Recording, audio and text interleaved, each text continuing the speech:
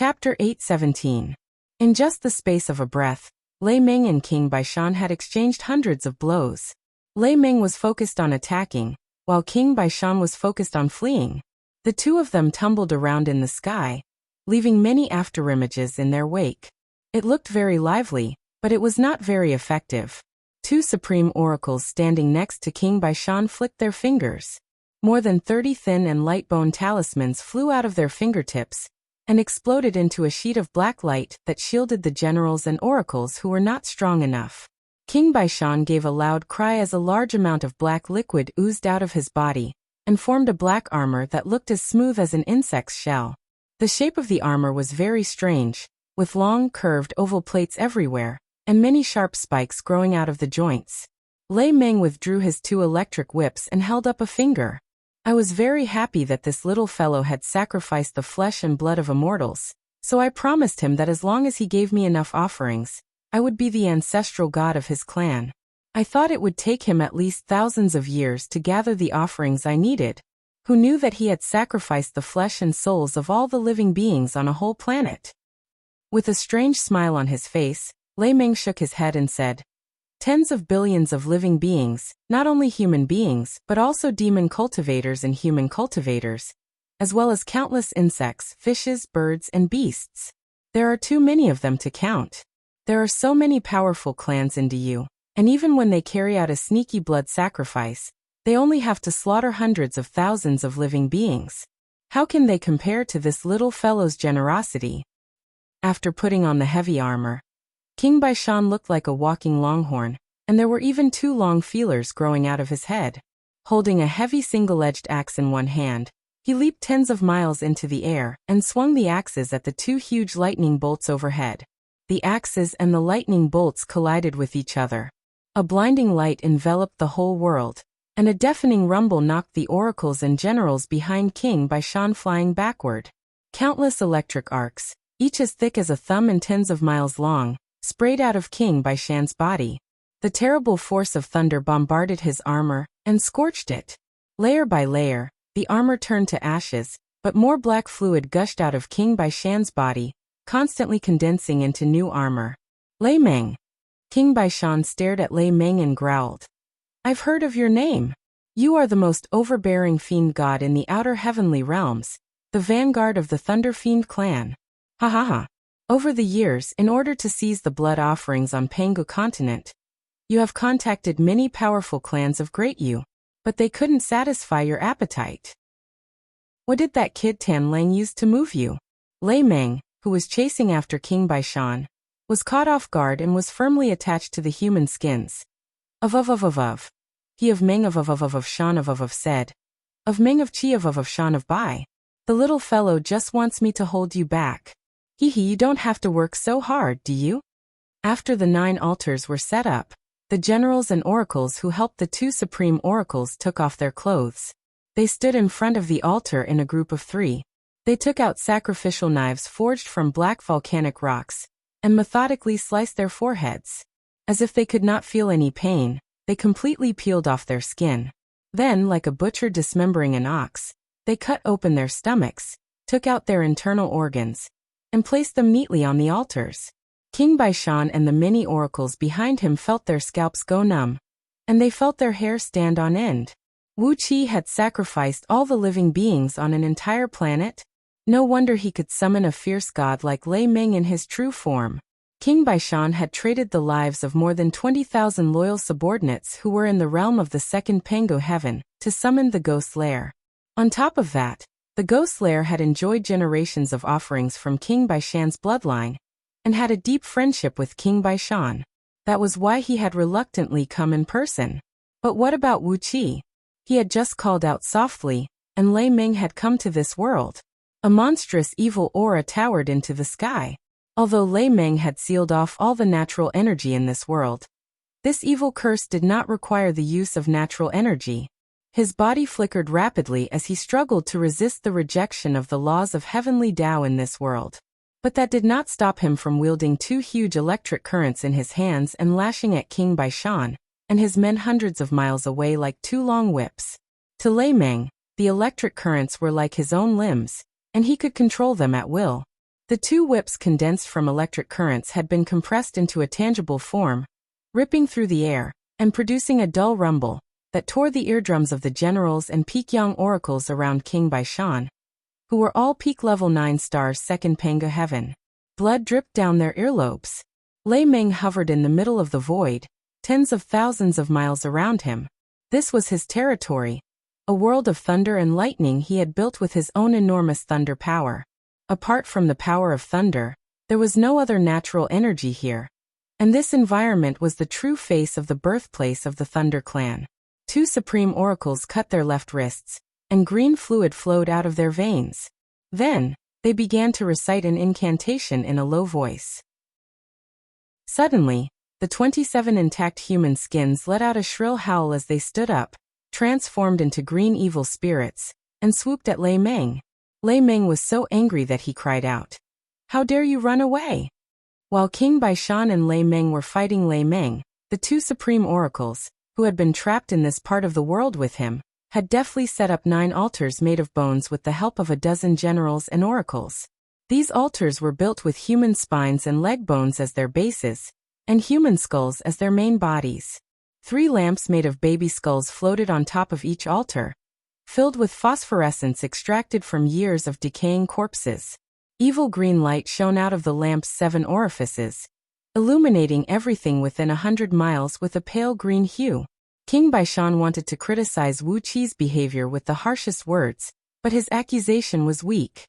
He had done a lot of blood sacrifices, and when it came to violating the human emperor's ban, many of the things he had done were even more shameful than Wuxia's. Unable to accuse Wuxia of taking the moral high ground, King Baishan became more and more exasperated. He tried his best to hack at Lei Ming. King Baishan rolled his eyes. Just as he was about to speak, Lei Ming suddenly let out a long roar and thrust his halberd at his heart. But for the sake of the flesh and souls of those 3 primordial immortals, I'll have to do my best, he cried out. But King Baishan was like a loach smeared with oil. No matter how Lei Ming tried to stab him, he just kept his head down and fled. Several times, Lei Ming almost turned him into a meat skewer, but each time, he missed by a hair's breadth. King Baishan threw his head back and gave a long roar, a dazzling bolt of lightning shooting out of his mouth. Lei Ming's force of thunder had already smashed into his body, and was running amok in his internal organs. But King Baishan was one of the dozen or so most powerful kings of Du, and his cultivation base was extremely frightening. His internal organs had long been tempered to be as smooth and tough as purple crystals, so when the force of thunder ran amok in them, it only gave him a slight shock before he spat them out of his mouth.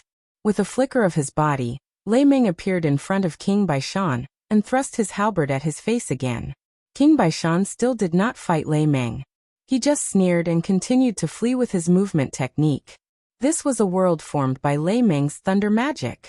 In this small world, Lei Ming possessed the power of a sovereign. He could appear anywhere at his will and attack the enemy by any means. With King Baishan's cultivation base, if he wanted to flee, not even 3 to 5 Lei Ming could stop him. After all, when one reached the realm of primordial, it was difficult to seriously injure a primordial expert, even if one had an overwhelming advantage in overall strength, unless they had more than 10 times the number of their opponents. King Baishan turned and fled without a care for his face. The halberd barely grazed his body, ripping half of his armor to pieces, and exploding into countless sparks amidst the plasma. But the halberd had only torn a small hole in his back, turning his skin and flesh into charcoal. The sky was filled with bolts of lightning, and there was nothing but thunder. The air was filled with electric charges that made one's skin prickle, while the rest of the natural energy had completely disappeared. Large numbers of electric arcs had formed a tens of thousands of meters wide electric curtain in the air, twisting and drifting in the air like ghosts. Countless electric curtains like this filled everyone's sight. This was a hell of thunder that could bring despair to anyone. The halberd came piercing through the air like a bolt of lightning. When it was still hundreds of feet away from King Baishan's chest, a terrible force of thunder was unleashed. A great plume of plasma shot out and burned a huge hole in the armor on his chest. King Baishan cursed angrily, then turned and left, giving up the idea of fighting Lei Ming to the death. All the living beings on an alien planet. King Baishan's eyes turned red. He lunged at Lei Ming and swung his 2 axes at his head. How dare this bastard defy the human emperor's decree? Clearly, the axes in King Baishan's hand were not as powerful as the halberd. Lei Ming thrust the halberd forward casually and collided with the axes, shattering them in an instant. King Baishan grunted as tiny bolts of lightning exploded on his finger. The skin on one of his fingers was scorched, and drops of blood oozed out from under the skin and kept dripping down. When the 2 axes were still hundreds of feet away from Lei Ming's head, they suddenly exploded. In the next moment, a strange-shaped trident appeared in Lei Ming's hand, a twisted trident made of black thunderbolts that had condensed into a crystal-like material. Vaguely, one could see the spine of an unknown creature, hundreds of joints long, embedded in the handle. Each spine was densely covered with countless runes that shone with a dazzling light. Lei Ming's world had rejected all other natural energy, and only the power of thunder existed. But for an expert like King Baishan, who practiced the human body tempering technique of Hungming Penga Heaven, his need for natural energy was almost nil. With his formidable physical strength, he could fight any strong enemy, including the 2 bolts of lightning above him. Chapter 8:18. Just as the last wisp of his consciousness was about to be obliterated, he let out a deafening howl. He cracked the top of his head, and a black ghost core wrapped in a large amount of green mucus shot up into the sky. It was his natal core, and he was going to fight Wuxia to the death. A ferocious and ugly ghost face flashed in the ghost core, and it suddenly expanded to about a mile in circumference. The natal ghost energy he had collected for countless years was about to explode. Wuxia gave a cold snort and waved both hands. 6 blood-red sword beams shot whistling out of his palms, and the blood centipede swords hacked at his neck, chopping off his huge head with 3 sharp horns. He grabbed Guiyu's body and swallowed it in one gulp. While laughing strangely, 18 blood-colored fiends rushed into Guiyu's head and devoured his soul in just a few bites. His soul brand let out a shrill howl as he roared at the top of his lungs. "If you dare to kill me, the Ghost Fiend clan." Wuxia grabbed Guiyu's soul seal and threw it to Catfish. "Eat him or do something to him," he said with a smile. "Just kill him." Wuxia casually pointed a finger at the ghost core and cried out in a low voice, "This life is over. I'll send you to transmigration, and let you be a new man in your next life." In the world conjured by the natural phenomena medallion, Wuxia sat cross-legged in the shape of a Buddha, his huge palms locked into a lotus incantation that firmly suppressed Ghost Fiend. No matter how hard he struggled, he could not break out. The great light indestructible Amitabha treasure scripture cultivated by the Lord Buddha of the Buddhist League was very powerful. As soon as Wuxia exercised the transmigration technique, a miniature 6 paths of reincarnation was formed in the lotus incantation. Every time the 6 beams of black and white light spun, a layer of the pure yang ghost energy around Ghost Fiend would be stripped away, and then swallowed by Wuxia with the myriad harmonization grand magic. The ghost lair roared and struggled several times, waving its scythe to cut Wuqi's palm. But Princess Zhongli was standing on one of Wuqi's fingers, watching the ghost lair. Every time the ghost lair launched an attack with all his might, the god of Scourge's golden body above Princess Zhongli's head would immediately emit a gray divine power that shone on the ghost lair. The ghost lair was instantly struck with bad luck, and almost had his head chopped off several times. High up in the sky, the terrifying pressure of the thunder tribulation gradually converged here. Catfish Flood Dragon's primordial thunder tribulation had arrived. A vast expanse of purple clouds came rolling in from all directions. The yellow and black gas turned into a heavy downpour and fell whistling down, while the virtues of the heavenly Tao turned into torrents of bright light visible to the naked eyes and kept falling. 20% of them fused into the bodies of Wuxia and the 18 blood-draining celestial fiends. 10% went to Princess Zhongli, and the remaining 70% went to Catfish. Suppressed in Wuqi's palm, the ghost lair cried out in despair and shock. "How is this possible? You are a human, but you can practice the Zen magic of the Buddhist League. And you can even devour my natal ghost energy. What kind of monster are you?" A fragrant aroma filled the air. Catfish's huge body was riddled with countless large bloody wounds. from which black blood sprayed out like spring water. Chunks of fish and flesh fell off from her body. When they fell to the ground, they turned into filthy blood with a foul smell, while a very faint fragrance of dragon saliva slowly spread out from the depths of her body. Wuxia sat cross-legged in midair, with golden lotuses spraying out of his mouth from time to time. The mantras of the Buddhist League he was reciting had turned into huge golden runes that wheeled in the air, emitting a vast amount of bright light that formed into golden torrents that danced back and forth in the air. Every time the 6 black and white beams of light spun in Wuqi's palm, the ghost lair would be reincarnated in the miniature 6 paths of reincarnation. Emotions of joy, anger, sorrow, joy, wealth, and humbleness, all kinds of chaotic scenes of the mortal world kept bombarding into his divine soul, turning his mind gray and no longer as smooth and clear as before. Wuqi's eyes burst with golden lotus flames, which transformed into dozens of golden chains that locked the ghost core tightly. The ghost core, which was about to explode, suddenly froze. Then Wuxia clasped his palms together and slapped them hard on the ghost core. 18 blood-colored fiend shadows rushed into the ghost lair's body and began to devour the most deadly ghost energy in him. Lei Meng was trying his best to hunt down King Baishan, but he was caught by the vicious restrictive spells cast by the 2 supreme oracles around King Baishan.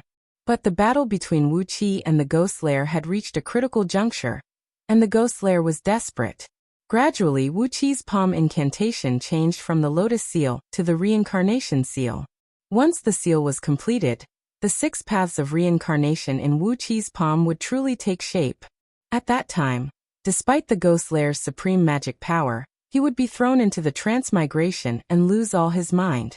Even though he had supreme magic power, with his mind destroyed, he could do nothing but let Wuqi do whatever he wanted, unable to fight back.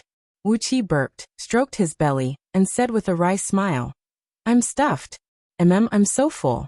This guy's cultivation base is at the peak of the 8th tier primordial immortal realm. What a pity. Why is he a ghost? Why did he run into us?" When they saw Wuqi and Princess Zhonglu step out of the void, Ao Buzan and the others hurried over to them. Wuqi looked up at the thundercloud hovering over them, about 1,000 feet in circumference, then nodded and said with a smile, "Lei Meng is really awesome. I've given him so many benefits and promised him so much. Catfish, catfish." Smiling complacently, Princess Zhonglu came up to Wuqi's huge face and gave him a gentle kiss. Wuqi possessed the supreme divine ability of the Buddhist League, and Princess Zhonglu was proficient in all the ancient techniques of controlling ghosts. When the couple worked together, the ghost lair, who was a ghost, would naturally suffer a tragic fate. If it were Lei Meng, Wuqi's divine ability of the Buddhist League would not be a deterrent to him. With his cultivation base, it was impossible for Wuqi to defeat him. Before Ghost Lair could finish his threatening words, Catfish grabbed his soul mark and threw it into her mouth, chewed it twice and swallowed it. Suddenly, a great mass of black flame as thick as ink surged out from under her feet and spread rapidly in all directions. Seeing that Catfish was about to raise a flood, Lord Xianqing hurriedly reached out a hand and held the water wave within 100 miles of her. Ghost Lair's cultivation base was at least 100 times stronger than Wuqi's, but the divine ability of the Buddhist League happened to restrain him, weakening his cultivation base by 100 times. On top of that, Wuqi had the help of 18 blood-draining celestial fiends. The extremely filthy dark nether blood sea was attached to Ghost Lair's body, which was the filthiest thing in the world that even Ghost Lair could not withstand. His ghost body was contaminated by the blood sea, and he could only use less than half of his cultivation base. Princess Zhonglu smiled softly as she flew up into the sky. The 3 avatars of the ancient gods behind her expanded to a height of 100,000 feet, sprinkling down a dazzling rain of divine power. Her hands rapidly formed hand seals, and all sorts of divine characters in the primordial divine characters, such as imprison, suppress, purify, expiate, and other similar divine characters, fell like raindrops, continuously branding themselves on the pitch-black ghost core. The ferocious ghost face inside the ghost core twisted and struggled wildly, but in the face of the divine runes Princess Zhonglu had unleashed with all her might, its expression gradually became gentle and docile, and the ferocious face gradually transformed into the face of a rather handsome man. In comparison, The virtues obtained by 10 sovereigns were not as much as what Catfish had obtained today. What made Ghostlair even more desperate was that Wuxia's 18 blood-draining celestial fiends had stepped into the realm of primordial, and what they lacked was just a little bit of magic power and cultivation base. But now, Guiyu was possessed by the blood-draining celestial fiend. His cultivation base was sucked away like a tide, while the blood-draining celestial fiend's cultivation base had advanced by leaps and bounds, and was now almost on the same level as Wuxia. Wuxia even felt that he had only taken a few breaths, and Ghostlair had been suppressed by him for more than 40 years. At the same time, a vast pressure gradually poured out of the golden light. With the power of virtue, Catfish had successfully stepped through the threshold. This was equivalent to 19 primordial immortals joining hands to beat him. On top of that, it was the joint attack of the Righteous Buddhist League and the Blood Sea Fiend League, which suppressed Ghostlair so much that he wanted to die in Wuxia's palm. Suddenly, Catfish Flooddragon's body expanded to about 1,000 feet tall, and a pitch-black, sticky, and stinking fire of karma sprayed out from all over her body. The yellow and black energies of the heavenly virtue kept fusing into her body, and the fire of karma gradually dimmed. About a quarter of an hour later, the fire of karma on her body had vanished completely, and instead, a ring of golden light of virtue slowly emerged behind her head. Ghostlair was a celestial fiend who had invaded this world, and was the target of the heavenly Tao's attention. He had been worshipped by King Baishan's clan for generations, and had sacrificed countless blood sacrifices to him every year. He had devoured the flesh, blood, and souls of countless mortals, so his sin of killing was 1,000,000 times heavier than Catfish's. It was true that Wuxia had gained a great amount of virtue by draining Ghostlair's cultivation base, but when Catfish devoured Ghostlair's soul and completely destroyed him, the virtue was even more boundless. Ghostlair threw his head back and howled in despair. He unleashed a monstrous ghost aura, trying to attack Wuxia with all the vicious restrictive magic of the Ghost Clan. But as the golden light of the Buddha illuminated the sky, and Wuxia's 18 white natal relics hovered over his head, all the restrictive magic that appeared were immediately turned into black smoke and dissipated by the light of the Buddha and the relic. The divine abilities of the Buddhist League were the nemesis of all evil, fiend, and demon cultivation techniques. It was an innate restraint, and Ghostlair could not think of any other way. Ao Buzan and the others were still waiting in the palace. Wuxia counted with his fingers and found that 8 days had passed in the outside world, and Lei Meng would be expelled from this world in 2 days. In order to refine Ghostlair, he had stayed in the Natural Phenomena Medallion for 1,006 days. More than 40 years had passed in the blink of an eye, but to him and Princess Zhonglu, it was only a brief moment. As the power of virtue kept falling, Catfish's body was gradually enveloped by a strong golden light, and then a small figure gradually took shape in the golden light. In just a few breaths of time, Ghostlair's head was sucked dry, leaving only a soul brand floating feebly in the empty skull. Wuxia grabbed the soul brand with one hand, then transformed back into his human form, put his arm around Princess Zhongli's waist, and strode out of the world created by the Natural Phenomena Medallion. 2 blood-draining celestial fiends carried Ghostlair's huge head, which was about 1,000 feet in diameter, and followed closely behind Wuxia. A stream of Buddhist Zen power smashed into the ghost core, and the face suddenly burst into a great sheet of golden light, then disappeared without a trace. Wuxia gave a long laugh and swallowed the core, which contained 90% of Ghostlair's power. The myriad harmonization grand magic was running at full speed, while a vast amount of chaotic energy rushed out and gradually melted the ghost core, which contained a great amount of power.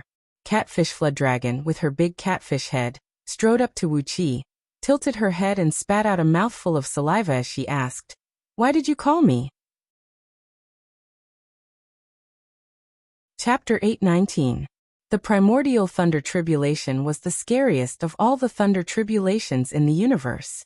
There was once an unlucky fellow who had worked hard to break through from the peak level of gold immortal to the primordial realm, but because he did not have a good treasure to deal with the thunder tribulation, he was struck by it.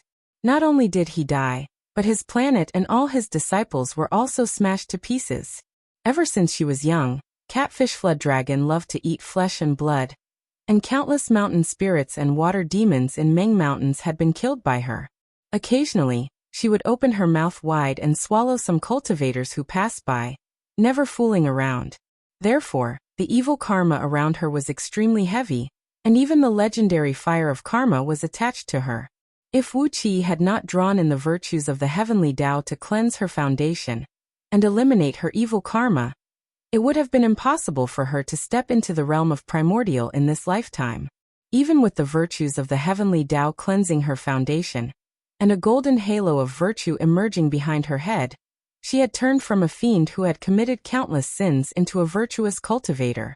Her evil karma in the past was too much, so the power of the primordial thunder tribulation was not reduced at all. Clearly, it was the most terrible primordial thunder tribulation, the yin and yang cycle clear thunder. There was only one strike of this primordial thunder tribulation, but its power was equivalent to the full force strike of a 6th-tier primordial expert. If she could survive it, she would step into the realm of primordial, and if she could not, her soul would be destroyed. Fortunately, Wuxia was here.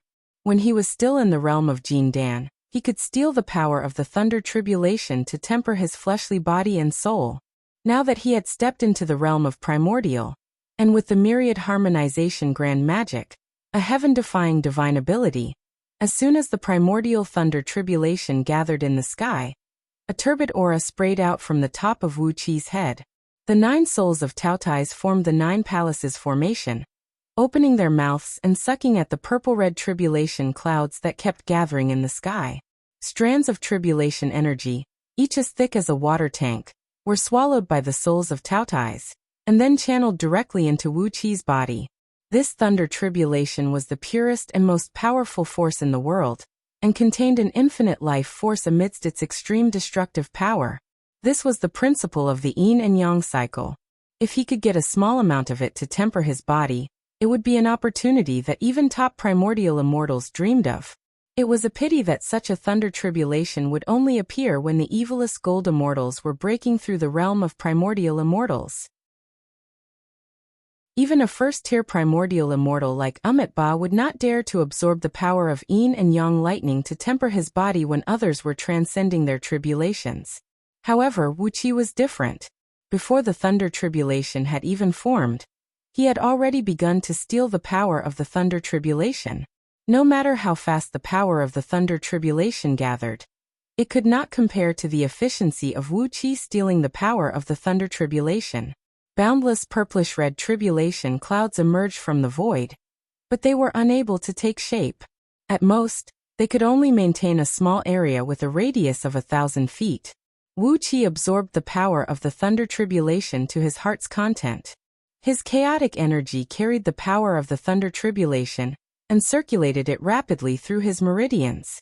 Wuxia's internal organs, muscles, and bones were rapidly disintegrating under the extreme destructive power of the thunder tribulation, but in the blink of an eye, they were restored to their original state amidst the endless life force that sprouted after the destruction. The components of his body were changing rapidly between life and death.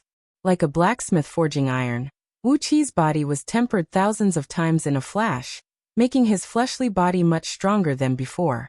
For a day and a night, Catfish's body was rapidly transforming, and the primordial thunder tribulation in the sky could not take shape.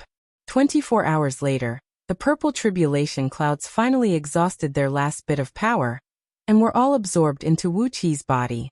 Wuxia threw his head back and gave a loud laugh, then thrust a palm backward, and sent a thread of the thunder tribulation's power into Catfish's body. All right, Catfish, if you don't transform now, King Baishan will have nothing to eat. A strange, hoarse, high-pitched, and ravenous roar rang out from the purplish-golden light that enveloped Catfish's body. Aobiazan and the others were the first to be knocked flying away by the roar. The purplish-golden light faded away, and with the help of the last thread of thunder tribulation's power, Catfish, who had successfully transformed from a catfish into a true dragon, strode out of the light. Wuxia and Princess Zhonglu were sizing up Catfish Flood Dragon. Curiously, Princess Zhonglu even stroked Catfish Flood Dragon's head. Standing about 4 feet tall, she looked like a teenage girl of 11 or 12 years old. Her chubby face was a little dark, which was obviously caused by the natural dark skin of a catfish. However, her facial features were very beautiful. Her slender body was clad in a short armor, made from the dragon skin that had fallen off during her transformation. Her arms and legs were exposed, making her look like a stunted little doll.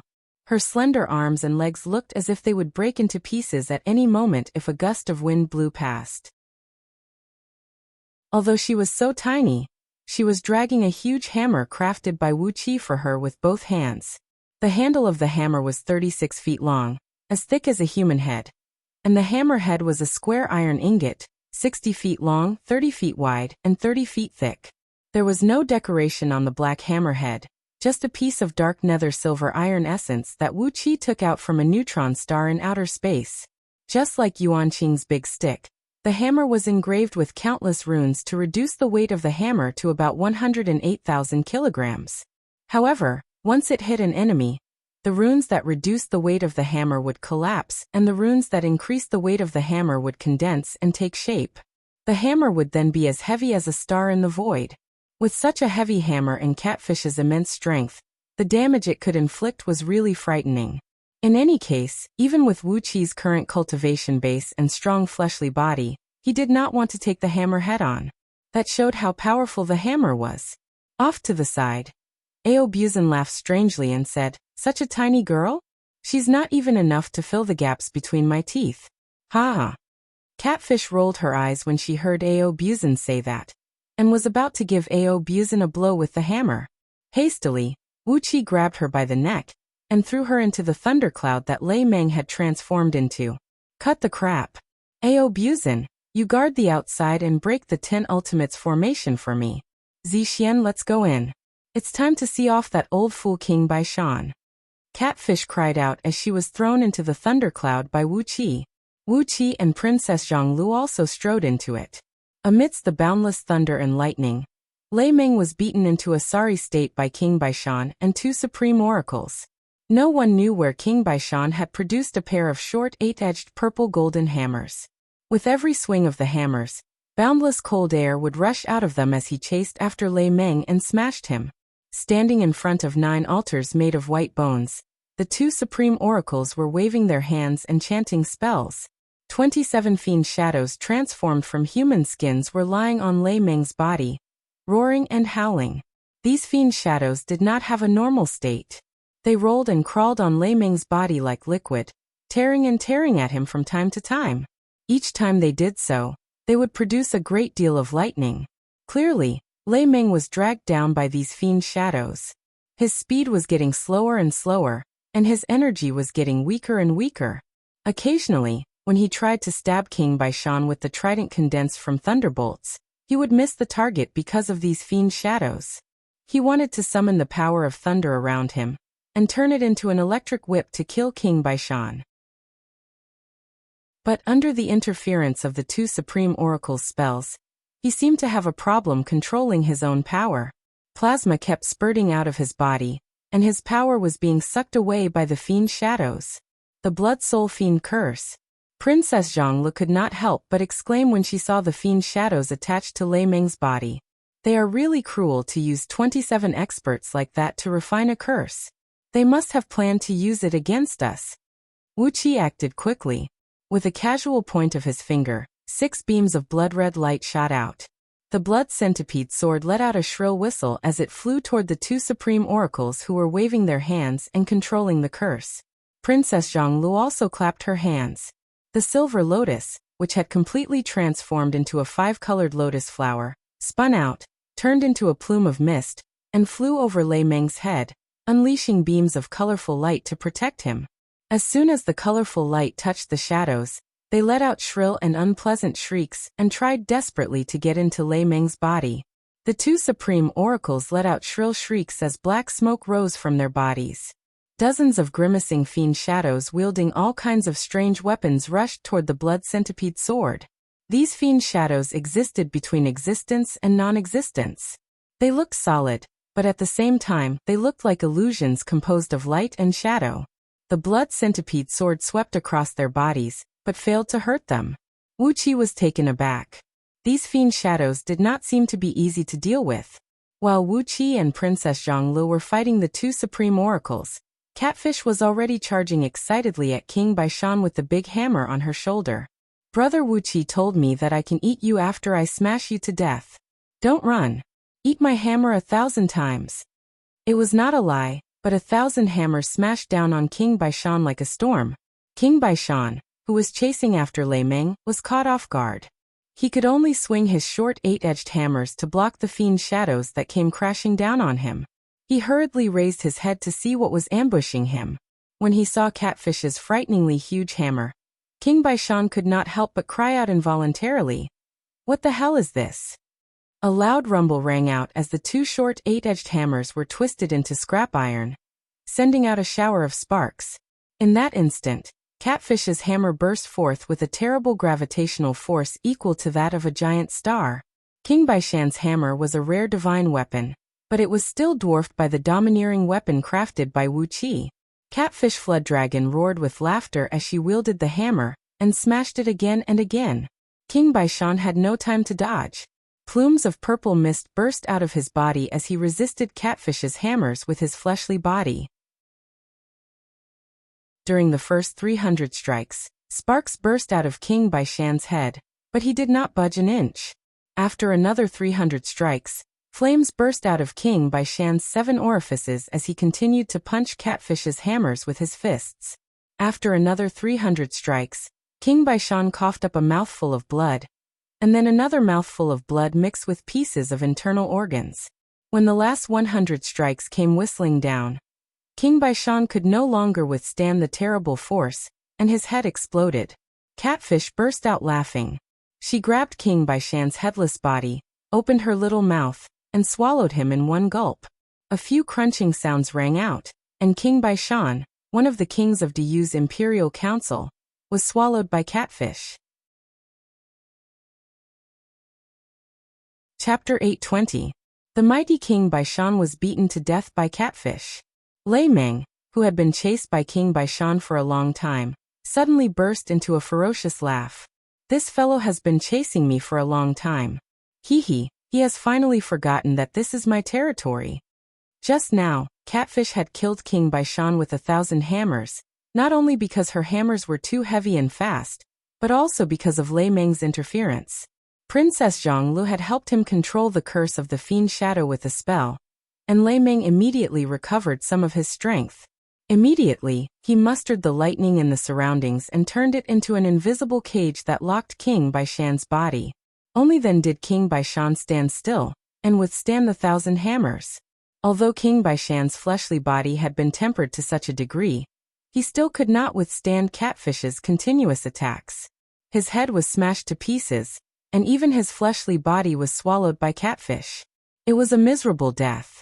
She patted her belly contentedly, then glared at the two supreme oracles, who were waving their hands and fighting with Wuxia, and said angrily, "You are not good guys either." She gave a strange howl as she teleported 100 miles away with her hammers, and smashed them down at one of the supreme oracles. The oracle gave a cold snort.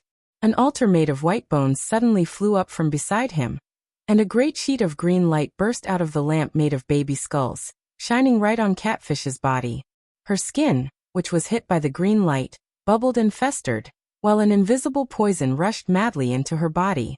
Fortunately, her fleshly body was extremely strong, and her magic power and divine abilities were not to be underestimated. As soon as the poison entered her body, a great black wave immediately sprayed out of her festered skin, accompanied by a deafening rumble. The waves turned into countless water arrows and shot toward the oracle. The poison in his body also poured out along with the waves. The water arrows carried with them a fishy smell. The poison swept through the void, and even the void was corroded by the poison, becoming extremely fragile.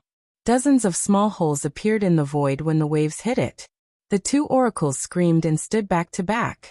The 9 altars hovered and rotated rapidly around them, and the green light emitted from the lamps made from baby skulls compressed into a green light screen that covered the area of 1,000 meters around them. One of the oracles snapped, "The king of East Sea Prefecture and King Baishan are dead. Why should we risk our lives? Isn't it good that we've settled our grievances? If you need any help from the Directorate of Celestials in the future, we will do our best to help you." Wuxia snorted coldly. He glanced at the evil spirits that he could not kill with the blood centipede sword and said indifferently, "Oh, you don't want to fight anymore?" Wave after wave, the monstrous waves unleashed by Catfish Flood Dragon smashed onto the green light barrier. The biting cold water produced large whirlpools that swirled around the green light barrier with all their might. The light barrier shook violently, and both oracles had an unsightly expression on their faces. The priest who had just spoken hastily replied, "Indeed, although our clans have served King Baishan's bloodline for generations, there's no need for us to die for him." With a gloomy face, Lei Ming moved over and growled through clenched teeth, "You don't want to fight anymore? Do you think it's that easy? Your flesh, blood, and souls are all mine. Even if the bones of you oracles can't withstand the oil, even if your souls are not much different from those of ordinary people, I'm going to chew you up bit by bit." The fiend shadows made of human skins were still wreaking havoc on Lei Ming's body. Although Princess Zhonglu was doing her best to remove the curse, she could only slowly extract and disperse the monstrous evil power contained in these shadows. Lei Ming's body flickered violently, and from time to time, a great plume of plasma would shoot out of his damaged body. These fiend shadows had made him suffer greatly in the past 2 days. Even with his true form of a fiend god, he could not bear the terrible power that could devour his soul and destroy his bones, and even some of his essence energy was devoured by them. How could he not be angry? Wuxia spread his hands helplessly and sneered at the 2 supreme oracles with a malicious smile. "Look, there's no other way. Lei Ming doesn't want to spare you, so..." The 2 supreme oracles sneered in unison and snapped, "Are you sure you can kill us?" 2 pitch-black supreme towers flew out of their foreheads, swaying in the wind and turning into pagodas several miles tall, hovering over everyone's heads. The 2 supreme oracles shrieked in unison. Dozens of beams of pale green evil light shot out from the bottom of the pagodas and shone on the 9 bone altars around them. A ghastly evil aura swept out, and countless evil ghosts darted out of their bodies, lunging at Wuxia and his companions with bared fangs and brandished claws. These evil ghosts were the same strange things that Wuxia could not kill with the blood centipede sword. They were no longer evil ghosts, but evil spirits of the yellow spring raised by these supreme oracles with their own blood essence and souls. Wuxia's blood centipede sword was extremely sharp, and it contained a wisp of innate killing intent that could kill all tangible and tangible things in the world. But the evil spirits of the yellow spring were dead creatures, and their life force was hidden in the yellow spring. Unless the yellow spring dried up, they could not be killed. Wuxia's cultivation base was strong now, but how could he possibly dry up the yellow spring? If he used the divine abilities of the Buddhist League, he could easily release these evil spirits from purgatory. This was the saying that everything has its nemesis. But in front of Lei Ming, Wuxia did not want to expose all his trump cards. He still needed to keep the golden body of the Buddhist League, so how could he let everyone in the world know about it? Seeing that countless evil spirits were coming at him, Wuxia immediately cried out, "Disperse your world, Lei Ming! I have a way to restrain them." Upon hearing that, Lei Ming opened his mouth and inhaled, sucking countless bolts of lightning from 10,000 miles around into his mouth. In just a blink of an eye, this part of the world collapsed with a rumble. Wuxia immediately raised his right hand and waved it, then cried out in a low voice, "Fiend-slaying sword formation, rise!" The true forms of 360 Kunwu swords flashed and disappeared in the sky, and then endless starlight poured down, as if the sky was pressing down from a high place. Countless big stars were suspended less than 1,000 feet above the heads of the crowd. Then, the shadows of the swords flashed in the depths of the ground under everyone's feet.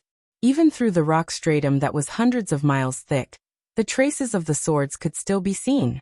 All of a sudden, a great plume of natural energy burst out of the ground, which converged into a mighty sword energy that swept across all directions, forming an insurmountable forest of blades and swords around the crowd. Then, the swords flashed rapidly around the crowd. Driven by the energy of the 5 elements, the energy turned into an invisible vortex that wrapped around the 2 supreme oracles, whose faces had turned pale with fear. Only a handful of people in the world knew that Wuxia had obtained the Kunwu swords and the legacy of the Yellow Emperor's sword formation, But the reputation of the fiend-slaying sword formation was known to all the human race. Seeing that Wuxia had used the fiend-slaying sword formation to kill them, the two supreme oracles shuddered with fear and fell to their knees almost instinctively. We didn't know that the king of East Sea Prefecture is the successor of the sacred emperor. Please show us mercy. We'll serve you faithfully in the future and dare not disobey you. Wuxia pondered for a while, then shook his head and said, "Forget it. You're only loyal to me because of two supreme oracles. If I kill you in exchange for virtues, I'll have a few more people around me who are as strong as you. They're much more reliable than you." The two supreme oracles were surrounded by entangled karma, and the fire of retribution towered into the sky. Their karma was thousands of times heavier than catfishes. God knew how many human flesh and blood sacrifices they had done over the years, and that was why they had such karma. Killing them in exchange for the virtues of the Great Path could at least allow a few people around Wuxia to step into the realm of primordial. Compared with the two of them, Wuxia was naturally more willing to trust his own people. The sword formation closed inwards. Two shrill curses rang out, and the starlight in the sky flickered. Wuxia unleashed his dark celestial tower, which covered an area of 100 miles in circumference and rapidly accelerated the flow of time here. A day later, Lei Ming's time in this world had reached its limit, and he was helplessly expelled by the laws of the Great Path. Wuxia took over the control of the sword formation. Pangu's sacred energy burst out of his body, and the 360 Kunwu sword shone brightly, truly unleashing the terrible power of the fiend-slaying sword formation.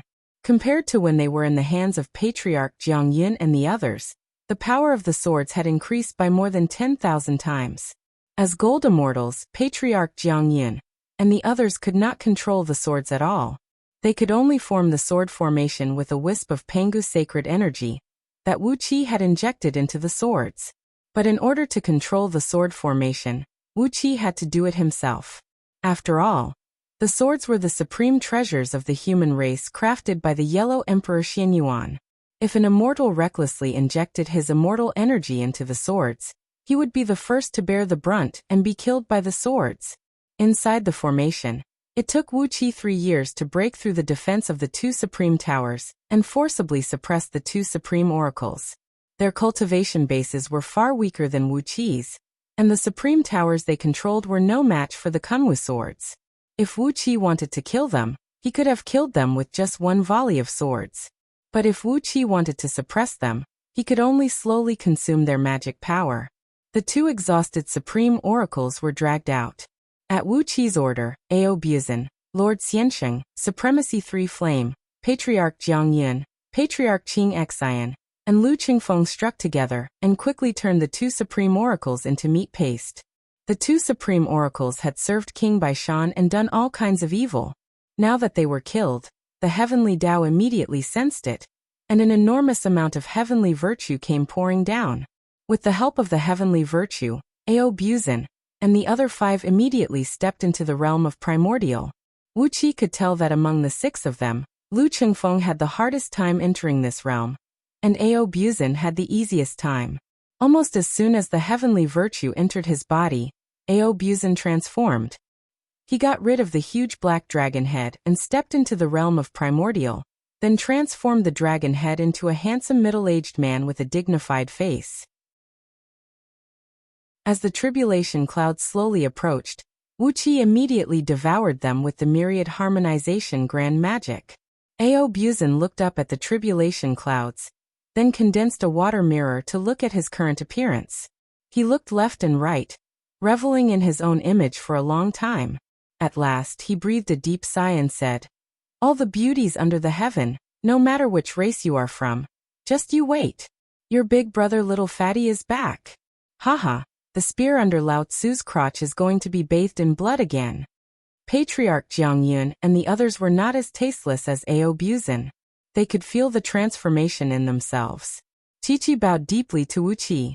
Wuxia, who was busy devouring the power of the tribulation cloud, nodded and smiled at them. There was a tacit understanding between them. Only Ao Buzan was shouting and moving his lower body forward. No one knew why he was so excited. Chapter 821. Less than an hour later, King Baishan told Wuxia in detail how he had colluded with the crown prince of the celestial court and Liu Bang. He even told Wuxia what Liu Bang had asked him to do, including the location of the armed forces he had prepared for this matter, and who in Liangzhu would obey his orders. Wuxia carefully interrogated King Baishan, and in just an hour, he had found out the locations of more than 300 secret strongholds. On the surface, these strongholds had nothing to do with King Baishan. Many of them were just the most common civilian manors in Yuxiong Plain. And even the people living in those manors themselves had no idea how many priceless treasures were buried under their feet. King Baishan's entire clan was executed? Gao rushed excitedly to the stone couch where Wuxia was lying, grabbed Wuqi's hand and cried out, "Are you all right, King of East Sea Prefecture?" Wuqi's neck was broken, and his head was bent at a very strange angle as he squinted at Gao. The bizarre scene startled Gao. And even Princess Zhongli, who was waiting to watch the show, cried out in alarm. She hurried to Wuqi's side with a gust of wind, and carefully put his broken neck back together. A large sheet of green light burst out of Princess Zhongli's palm, and a rich life force kept rushing into Wuqi's neck. Gradually, Wuqi's eyes regained a glimmer of light. "Your Highness," he gasped, "all my bodyguards and servants are dead, and I only have a few people left. Your Highness, you have to uphold justice for me. You have to go to His Majesty and ask him why King Baishan could openly besiege me with tens of thousands of soldiers." After pondering for a moment, Wuxia nodded with a smile and said, "One last question. If you answer it, I'll let you die a quick death." What is Liu Bang's plan when he comes to you? Tell me your plan, and I'll give you a quick death." After thinking for a while, Wuxia nodded slowly and said, "First it was the sovereign, then it was Prabhudaratna Buddha. Even the few primordial immortals I killed have become an excuse for them to threaten Goddess Nuwa. In this way, the more you forces those itinerant immortals, the better an excuse they have. No wonder they have been developing itinerant cultivators on Pangu continent all these years. They want to be cannon fodder for Du, and then use it as an excuse to go to Empress Wa's palace to ask for an explanation." On a stone couch in the center of the main hall, Chi-Chi was leaning against an animal skin cushion. Hovering in front of him was a clump of black purgatory fiend flame, in which King Baishan's soul was twisting and struggling, howling at the top of his lungs. In front of him floated a clump of black inferno hell fiend flame, in which King Baishan's soul was writhing and struggling, howling at the top of his lungs.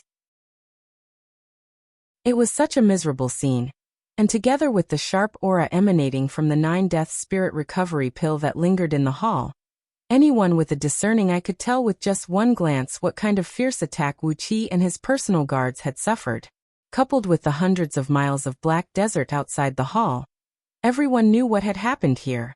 King Baishan heaved a long sigh and told Wuxia everything about Liu Bang's plan with a ghostly howl. Every now and then, Huang Liang would tear a piece of paper from the thick book in his hand, and the general of East Sea Province standing next to him would grab the paper and rush out with dozens of elite soldiers. The papers recorded detailed information about King Baishan's secret strongholds, all of which had warehouses of various sizes, containing a large number of King Baishan's personal treasures. No wonder they could block the gate of Empress Wa's palace, for they had occupied the absolute height of morality. He put away Kunwu swords and twisted his body. Cracking noises kept ringing out from inside his body, as all his bones broke into dozens of places at his will. It was an extremely shameless technique found in Scroll of Stealing, a technique that was specially used to feign death and escape from being hunted down. It was called the Spirit Serpent Tail Breaking Technique. By using this technique to break one's bones, one only needed to circulate the energy within one day and one night to reconnect the bones, and it would not cause any harm to the user's body. King of Han Liu Bang is just a newly recruited aide of the Crown Prince of the Celestial Court. King Baishan, and the Crown Prince of the Celestial Court have been working together for many years. In a corner of the Great Hall, a small alchemy cauldron was being propped up, in which Princess Zhongli was yawning as she concocted a cauldron of domineering, 9 death spirit rejuvenating pills. It was a military prescription handed down by the Directorate of Celestials, specially used to rescue the badly wounded and dying soldiers of Du on the battlefield. Wu Qi breathed a sigh of relief in his heart.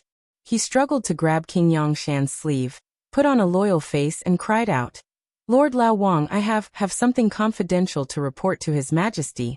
Your Highness, please." Of the two palaces Emperor Haozuan gave Wu Qi, only the main palace remained intact, while the other palaces had long been destroyed by the 10 Deaths formation and turned into black sand.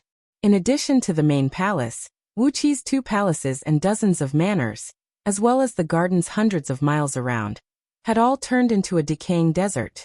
Not even a blade of grass grew on the black, decaying soil, and only a few crows, who had come from nowhere in the past 2 days, were cawing on a few surviving rocks. Wu Qi whispered a few words into King Yongshan's ear, and the latter's face turned deathly pale in an instant. Recalling the extreme measures Du had taken against the immortals and itinerant cultivators of Pangu continent over the years, Wu Qi could not help but shake his head. There had been too many people who could use him against them. Coupled with the fact that important members of the Celestial Court and the Buddhist League had been killed during this period of time, the other side had enough bargaining chips. So many that if they were willing to put down their pride, even if Goddess Nuwa wanted to protect the human race, she could do nothing in front of those people. Time went by, and after another 2 hours, Wu Qi finally squeezed out the last copper coin from King Baishan. Satisfied, he knocked on the inferno flame that had trapped King Baishan's soul, then asked King Baishan with a smile, "Do you want to die a quick death?" Princess Zhonglu rushed over like a gust of wind, and the dozens of military officers of East Sea standing in the hall obediently stretched out their arms and legs. Princess Zhonglu swung her fists and punched their arms and legs. The sound of bones breaking rang out incessantly, and before long, each of these military officers had an average of 70 to 80 bones broken. One by one, Chi-Chi fell to the ground, moaning and groaning. King Yongshan strode forward and said in a deep voice, "Tanlang, His Majesty has learned of the situation here. King Baishan was set free by someone, and His Majesty has issued an edict to execute his entire clan, old and young, men and women. Don't worry, this will never happen again." Carefully burning King Baishan's soul with the fiend flame, fearing that he would be finished in an instant, Wu Qi carefully interrogated King Baishan for all the information he was interested in. Standing beside the stone couch, Huang Liang's eyes gleamed with a golden light as he wrote down all the information King Baishan had told him. Gao opened his mouth, but he could not speak. After listening to King Baishan's confession, Wu Qi pondered for a moment, then crushed the inferno flame and crushed King Baishan's soul. Interesting. Lu Bang's scheme is really not to be underestimated. Hee. Does the Celestial Court want to control Pangu continent? But is that enough? Before long, the sound of rumbling footsteps rang out as King Yongshan, Gao, and a large number of Du's courtiers strode into the great hall, escorted by numerous soldiers. As soon as Gao entered the great hall, he was startled by the military officers of East Sea, who were groaning in pain on the ground. Their bodies were riddled with broken bones, and some of them had clearly suffered a severe blow to their chests. From time to time, bloody red bubbles gushed out of their mouths, and their eyes were rolled back. It was clear that they were on the verge of death. Just like the name of this pill, it was a tyrannical pill that had a 90% chance of death upon consumption. Those who were seriously injured still had some hope of coming back to life, but ordinary people who took it would die from the excruciating pain in their internal organs. When the Directorate of Celestials created the prescription, a large number of people died on the spot because of the pain. Among 100 people, less than 10% could survive. The most precious treasures of King Baishan's bloodline were all in these secret strongholds. If Wu Qi could get his hands on all of them, it would not be a problem for him to pay the astronomical amount of natural treasures needed to lift the restrictive spells. After pondering for a long time, Wu Qi's eyelid twitched suddenly. Through his divine sense, he found that the man he was waiting for was not far away. He pulled out a kunwu sword and slashed it hard at Huang Liang's thigh. With a crack, the bones in Huang Liang's leg broke. He howled and rolled on the ground, clutching his thigh and moaning. Since the Inferno Hellfiend scripture was famous for its purgatory, It was easy to imagine how vicious and sinister this cultivation technique was. Wuqi used the Inferno Hellfiend flame to refine King Baishan's soul. And in just an hour, King Baishan had obediently told him everything Wuqi had interrogated him. At this time, King Baishan did not even hope to be reincarnated. All he wanted was for Wuqi to destroy his soul. That would be the greatest happiness for him. Some of these treasures were rare natural treasures, some life-prolonging medicines, some extremely powerful talisman armors secretly crafted by the Directorate of Celestials, and some were all kinds of treasures that were prohibited in Great Yu, but highly sought after by the immortals.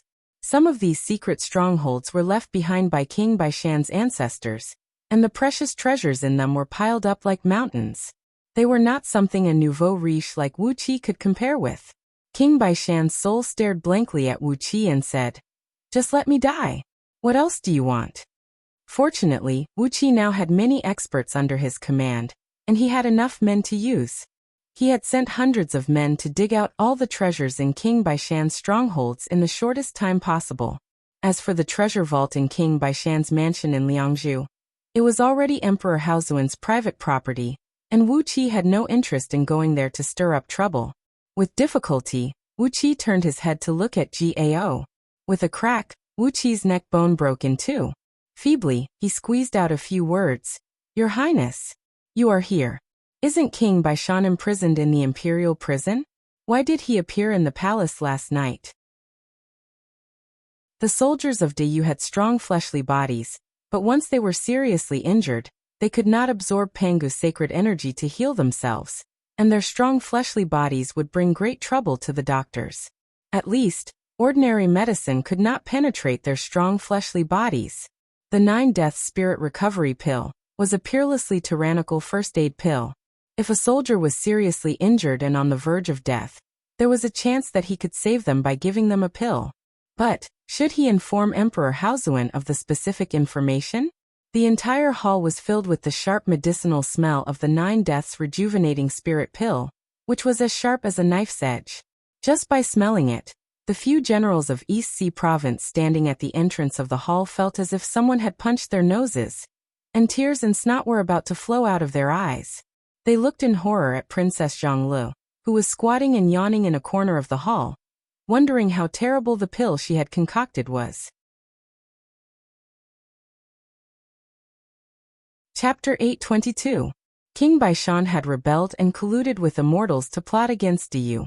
When the news that Wuqi had told King Yangshan was sent back to Liangzhu, Diyu was shocked, and the city was plunged into chaos.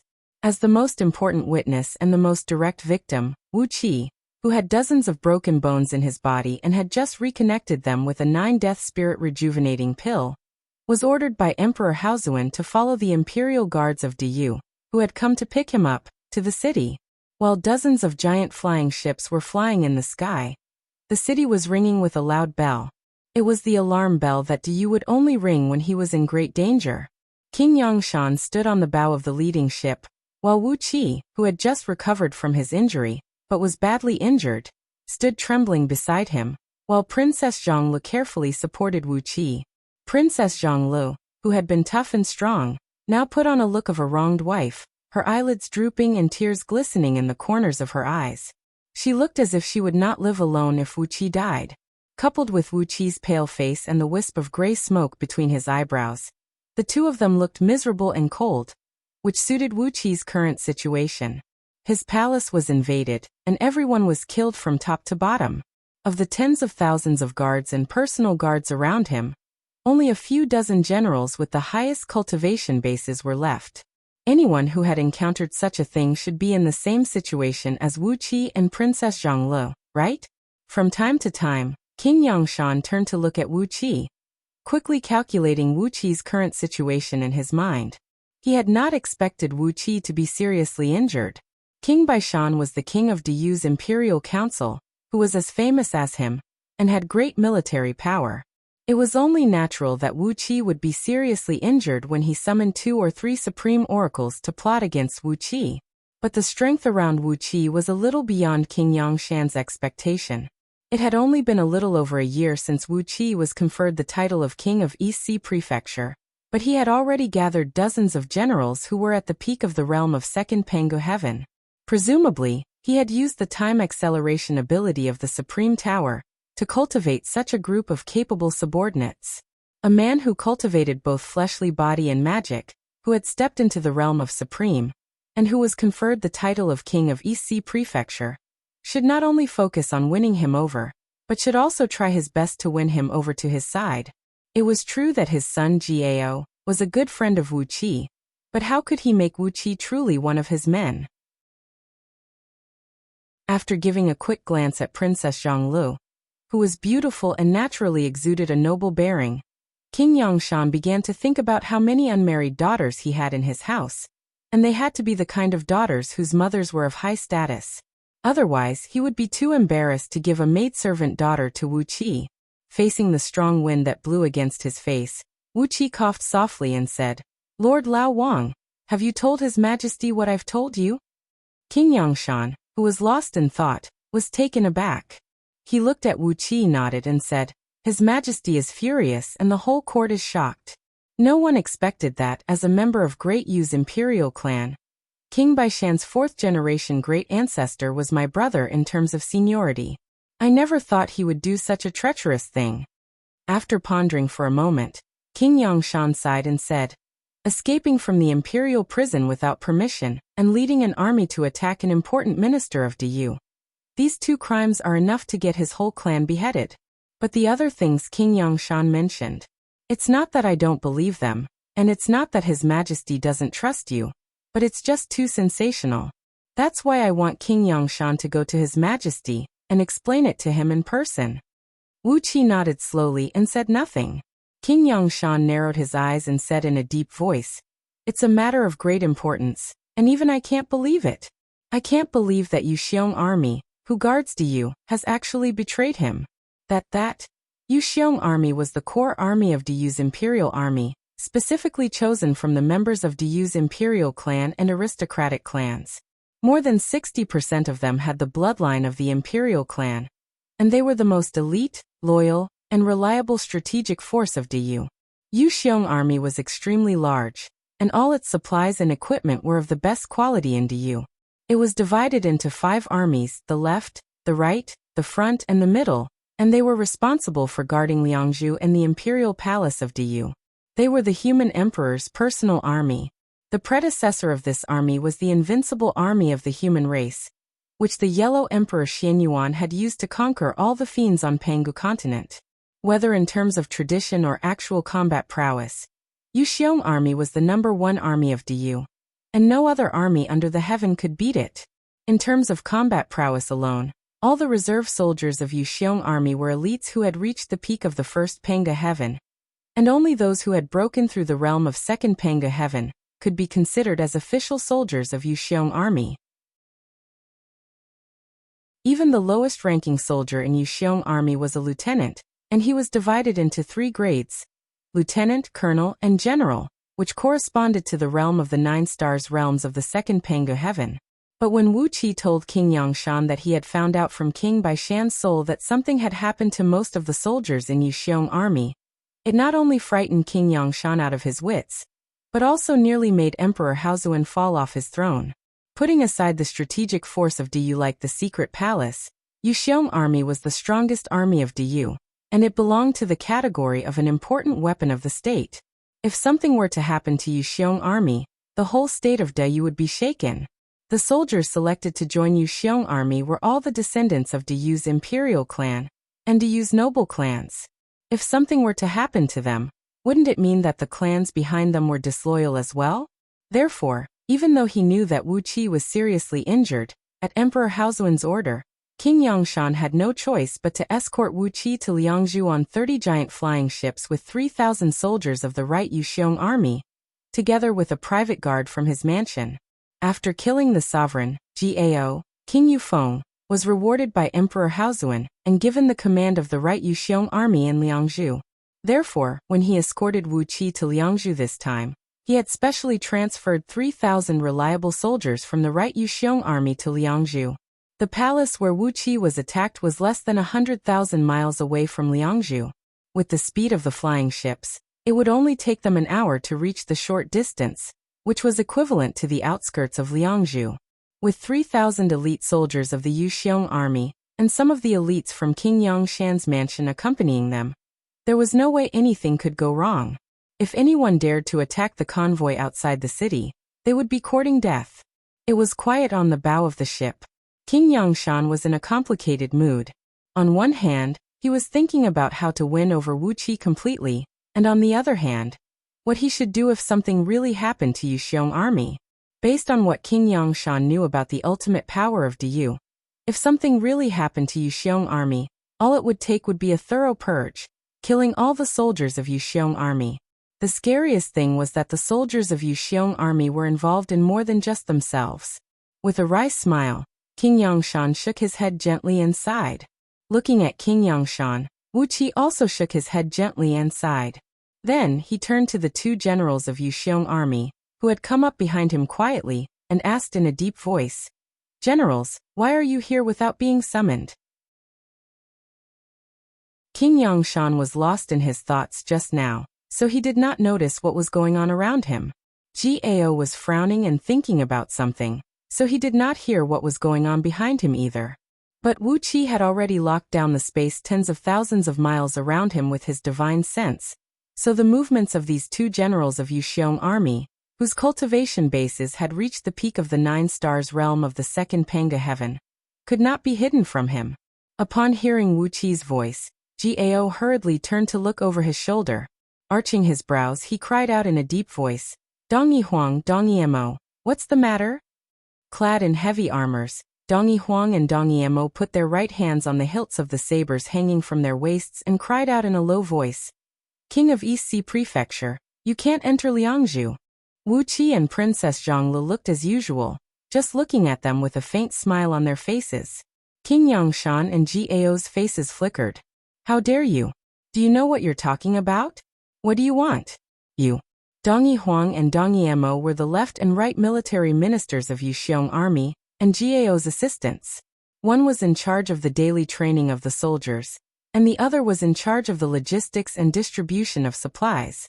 They were veterans of Yuxiong army, and also Gao's right-hand men in controlling it. But judging from their words and deeds today, it was clear that Wu Qi was right. Something was really wrong with Yuxiong army. It was Emperor Haozuan's imperial edict that Wu Qi was allowed to enter Liangzhu. What Dongyi Huang and Dongyi Mo had said just now was a clear sign of disobeying the imperial edict. In Diyu, which valued tradition and laws the most, this was definitely a felony punishable by death. Dongyi Huang let out a long roar, drew his saber, and thrust it at Wu Qi's heart. Wu Qi took a step back unhurriedly, but King Yangshan was already in front of Wu Qi. His right palm struck out like a bolt of lightning and slapped Dongyi Huang's chest before the saber could reach him. King Yangshan was a supreme expert whose physical strength had broken through the level of Hongming Panga heaven. And before his iron palm, Dongyi Huang's body was as fragile as tofu. A crisp sound rang out as Dongyi Huang's upper body exploded, and a soul, dripping with blood, was caught in King Yangshan's hand. But taking advantage of the brief moment when Dongyi Huang drew his saber, Dongyi Mo pulled out a black skull about the size of a fist. He bit off his tongue and spat a mouthful of blood onto the skull. Immediately, a shrill cry of a child rose into the sky. Upon hearing the cry, King Yangshan and Gao shrieked as dirty blood sprayed out of their 7 orifices at the same time. Fortunately, both of them had extraordinary treasures specially crafted for their souls by the great oracles of the Directorate of Celestials. As soon as their souls were shaken, the treasures were activated to protect them. 2 balls of red fire enveloped King Yangshan and Gao. Coughing up mouthfuls of blood, they stared fixedly at the black skull in Dongyi Mo's hand, as if they were looking at a ghost. Clearly, they recognized the skull and knew who it represented. Seeing that King Yangshan and Gao were seriously injured by the cry, Wu Qi immediately exercised his cultivation base and forced a large amount of cheap blood out of his 7 orifices. The blood was transformed from chaotic energy, so Wu Qi did not feel any pain at all when he coughed out 30 to 50 kilograms of blood. A great amount of blood gushed out from the wound, and very soon, Wu Qi's entire body was dyed red. Drops of blood flowed down his body and onto the deck, making him look extremely miserable. Rolling his eyes, Wuxia tilted his body and leaned into Princess Zhongli's arms. Princess Zhongli gave a cold snort. A five-colored divine ray rolled out from behind her, and the avatar of the god of thunder, wrapped in a faint glow of lightning, spun out of it. A red thunderbolt as thick as a water tank appeared out of thin air, smashing heavily onto Dong Yimo's body with a terrifyingly high temperature. Dong Yimo howled miserably as he was turned into a wisp of smoke by Princess Zhongli's thunderbolt. But the black skull spun up into the air and let out a shrill cry, transforming into numerous black ripples that rushed toward Princess Zhongli. Chapter 823. With a sigh, Bai Huang Zongling laughed mockingly and said, I can't believe a man of humble birth like you could obtain the legacy of the sacred emperor. And you killed the 7 primordial experts of the Celestial Court and the Buddhist League. You don't even have the chance to enter the transmigration. Waving his hand casually, Wuxia leaped forward like a bolt of lightning. Wherever his sword passed, 3 pitch-black skeletons would have their spines broken, falling to the ground in a sorry state. Kunwu swords were extremely sharp, and they were personally forged by the Yellow Emperor, Xianyuan. How could these evil creatures withstand a single blow from them? King Yangshan and Gao burst out laughing at the same time. With Kunwu swords in their hands, they felt a great sense of heroism rising in their hearts, and their fear of Bai Huang Zongling lessened. Bai Huang Zongling's voice rang out leisurely.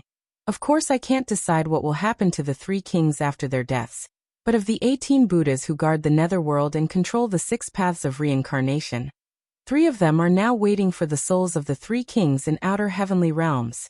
King Yangshan will be a pig or a dog for all eternity, and King Yufeng will be a chicken or a duck for all eternity. You will have to be reincarnated for all eternity before you can be human again. As for the kings of East Sea Prefecture, Wuqi's eyes went wide. Gray ghost energy shot out of them, and a spirit light that was hundreds of feet long shone out like a searchlight. Looking into the distance with the eyes of 1,000 ghosts, he saw that with the flying ship as the center, 12 pitch-black supreme towers had formed an encirclement with a diameter of 3,000 miles. Black screens of light were wriggling and leaping between the supreme towers, completely sealing off the connection between this part of the void and the outside world. Wave after wave of arrows hit King Yangshan's body, but all of them exploded into pieces on his tough flesh. King Yangshan did not move at all. How dare a bunch of rebellious children like you say you want to take my life? Hee pigs and dogs for all eternity? When this king annihilates your entire clan, I will definitely pour the souls of your entire clan into the bodies of pigs and dogs as sacrifices. However, it was clear that the cultivation base of the person who made this black skeleton was much stronger than Princess Zhongli. A series of loud booms rang out as the black ripples collided with the talismans. The surrounding air was pushed away by the shockwaves, and several dozens of flying ships nearby were blown away by the shockwaves. A few of them could not withstand the shockwaves and shattered on the spot. Amidst the loud noise, the spirit talismans drawn by Princess Zhongli continued to shatter. Every time a spirit talisman shattered, Princess Zhongli would hold on to Wuqi and take a big step back. The color of her pretty face had also turned a shade paler. With just a long cry, dozens of Second Panga Heaven generals Chi-Chi were killed. Bai Huang Zongling's voice rang out of the black skeleton again. You are just a bunch of good-for-nothings. Your Highnesses, it's almost time for you to go. King Yangshan spun abruptly and narrowly avoided being hit in his vital organs. The arrow whistled through the air and pierced his right shoulder, bringing out a large amount of blood. Otherwise, everything will be useless. His Majesty won't be able to send anyone to save you in time. Bai Huang Zongling said unhurriedly. King Yangshan and Gao's faces turned extremely unsightly. It was at this critical moment that the 3,000 elites of the right army of Yuxiong drew their bows and released arrows at the same time. In the blink of an eye, 100 waves of arrows, each 3,000 strong enough to pierce through the stars, shot toward Wuqi and the others. Bai Huang Zongling gave a strange laugh and said, Besides, even if His Majesty sends someone to save you, who else can he send? How do you know that the person who will save you is not here to kill you? More than 1,000 drops of black liquid dripped out of the little skull. giving birth to more than 1,000 skeletons that emanated a threatening evil aura. At the same time, they raised up their arms and slowly approached Wuxia and his company. Their fleshly bodies, which were rapidly losing their vitality, fell from the sky like raindrops. In the end, only the dozens of second Pengu heaven generals brought by King Yangshan managed to survive the rain of arrows, roaring furiously as they rushed to the flying ship. But as soon as they set foot on the deck, the little black skeleton let out a shrill, unpleasant cry of a child. The bodies of the dozens of loyal guards trembled, and as they had no time to produce talismans to protect their souls, a great deal of dirty blood gushed out of their 7 orifices, while their brains gushed out together with the blood.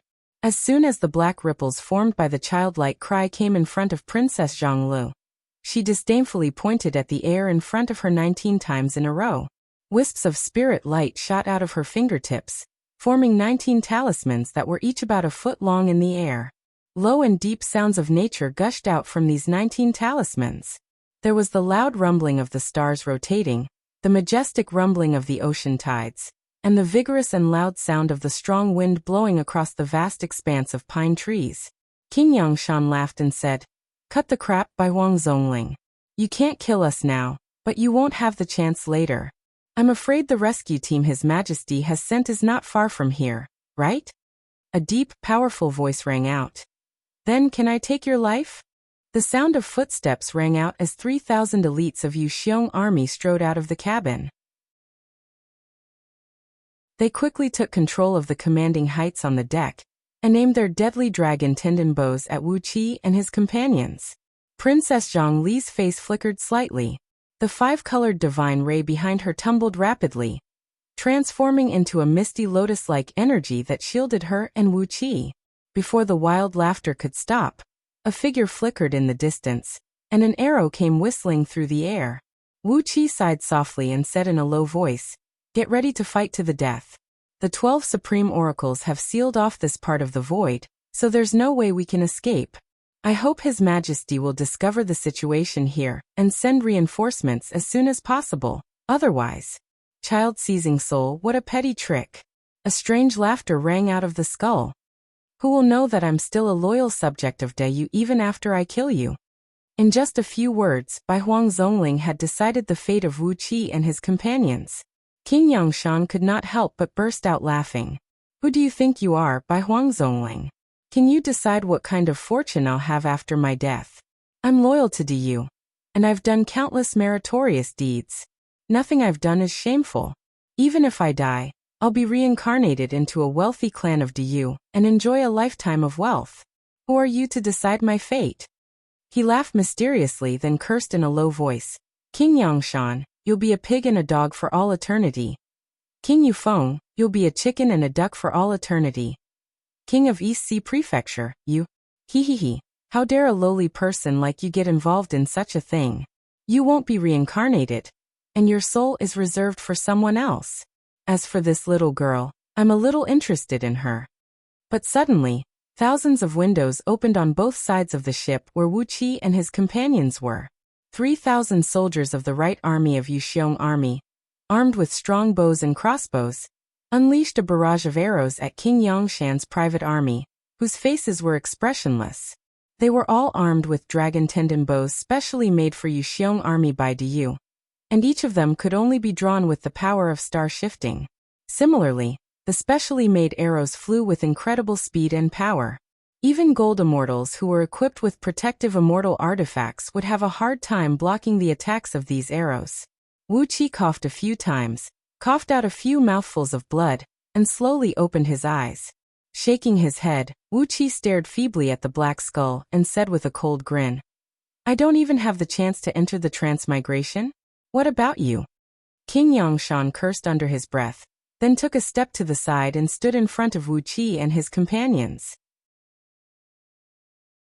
As a top expert of Hongming Pangu Heaven, King Yangshan's muscles and bones were extremely tough, and he was many times stronger than Gao, whose cultivation base was only in the second Pangu Heaven. The guards on the flying ships noticed that something was wrong. Just now, when Princess Zhonglu and Bai Huang Zongling exchanged blows across the void, several of their ships were destroyed. Now the private guards of King Yongshan's mansion were rushing toward the ship.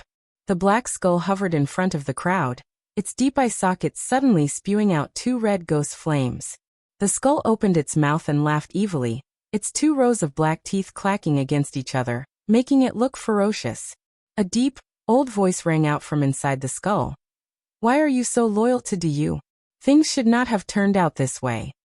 On average, these elite soldiers of Wuxiang army could shoot 100 arrows in every second, and the strongest among them could shoot 1,000 arrows in a row in every second.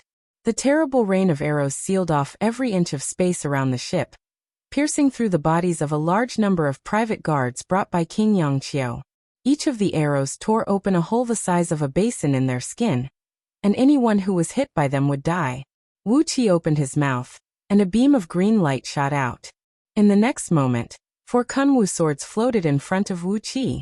Wu Qi threw them to King Yongshan Gao and Princess Zhonglu, then grabbed one himself and said, Your Highnesses Zixian, I'm too badly injured to form the fiend-slaying sword formation.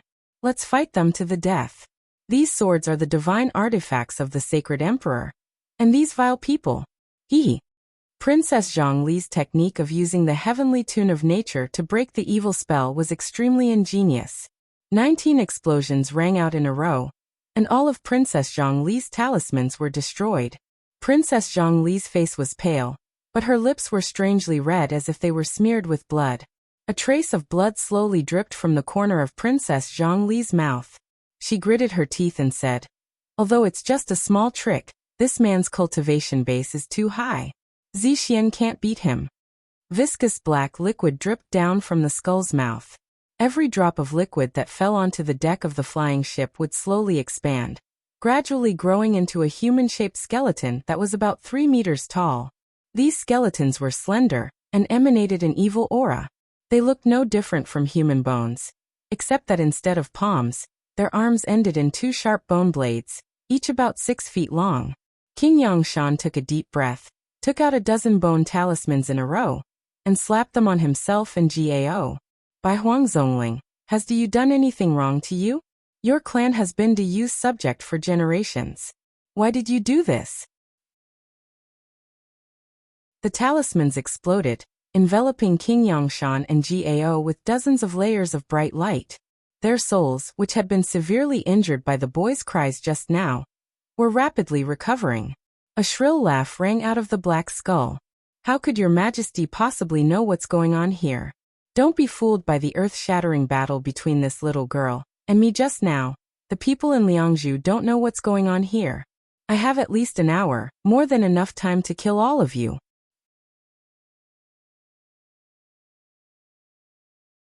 Chapter 824. Wu Qi's reaction was very fast. Abruptly, he raised his hand and grabbed the arrowhead. As soon as his palm touched the arrow, Wu Qi sensed that the force in the arrow was incredibly strong. With his current strength, even if he cracked his own bones and pretended to be seriously wounded, he could crush 2 or 3 stars with just one grip. But the arrow did not budge at all. The friction between the arrow and Wu Qi's palm produced a lot of sparks, and with a murderous aura, it went straight toward Wu Qi's forehead. King Yongshan smiled, then nodded to King Wei Shan and said, It doesn't seem easy to kill me, does it? Wu Qi's scalp went numb. Was this the trick of the Buddhist League?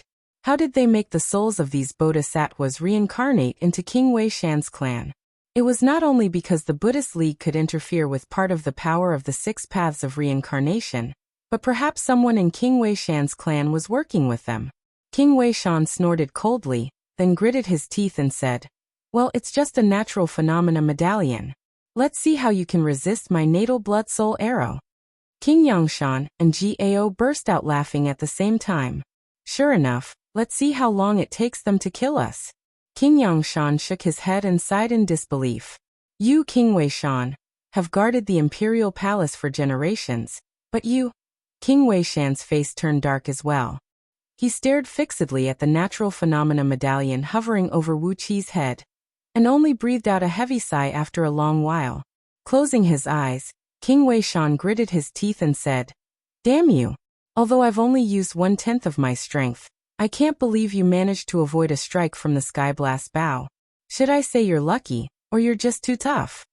Wu Qi unconsciously bent his waist backward. The arrow tore open a large piece of flesh on his palm, bringing along a stream of blood as it flew past between his eyebrows. The arrow swept across Wu Qi's eyebrows with a sharp gust of wind, tearing open a thin wound between his eyebrows. Blood continuously spurted out from the wound. Wu Qi straightened his body, and the blood slowly flowed down his face. As King Weishan roared, the meridians on his right wrist suddenly exploded, and a large amount of blood spurted out along with a sizzling noise. Within a blink of an eye, half of his blood gushed out and condensed into 4 red arrows in front of him, emitting a boundless killing intent. Princess Zhongli gave a soft cry, and the 5-colored divine ray spun rapidly behind her.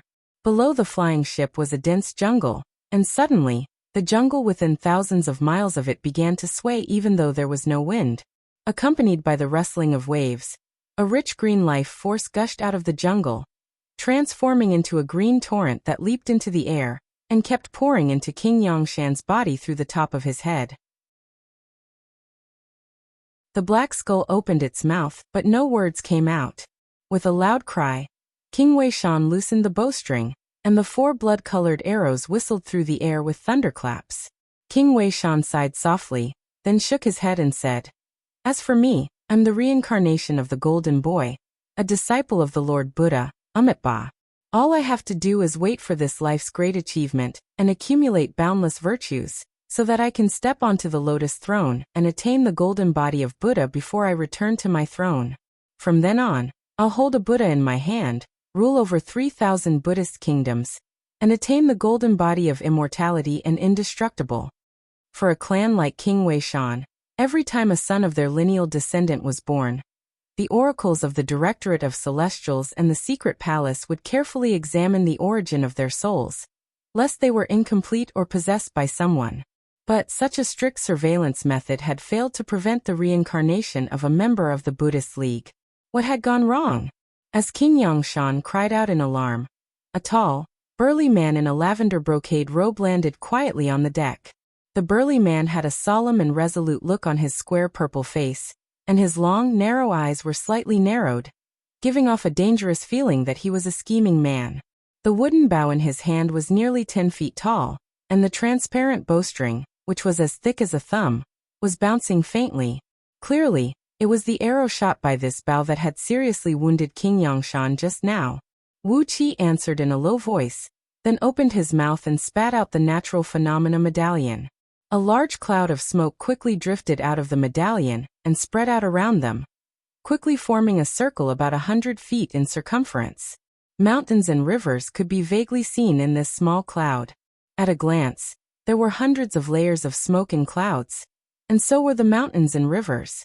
With the divine power of the natural phenomena medallion, the distance of 100 feet was separated by tens of thousands of miles of void.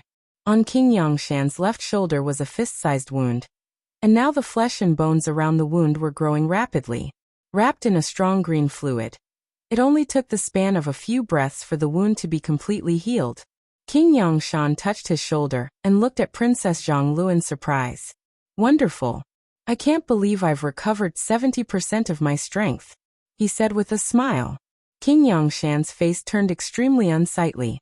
He covered the fist-sized hole in his shoulder with one hand, then gritted his teeth and looked up at the sky as he cried out, "It's you, King Weishan. How could you be with them? No matter who you are, it shouldn't be you." King Weishan smiled and bowed apologetically to King Yongshan, then slowly produced an 8-foot-long bone arrow as thick as a thumb and knocked it on the bowstring. A thunderclap rang out as King Weishan pulled the strangely large wooden bow in his hand. The bowstring crackled like a thunderclap, and the bone arrow shot straight toward Wu Qi's forehead with a bright beam of light. Standing behind Wu Qi, Princess Zhongli smiled reservedly and said, "Now let's see how long it will take them to kill us."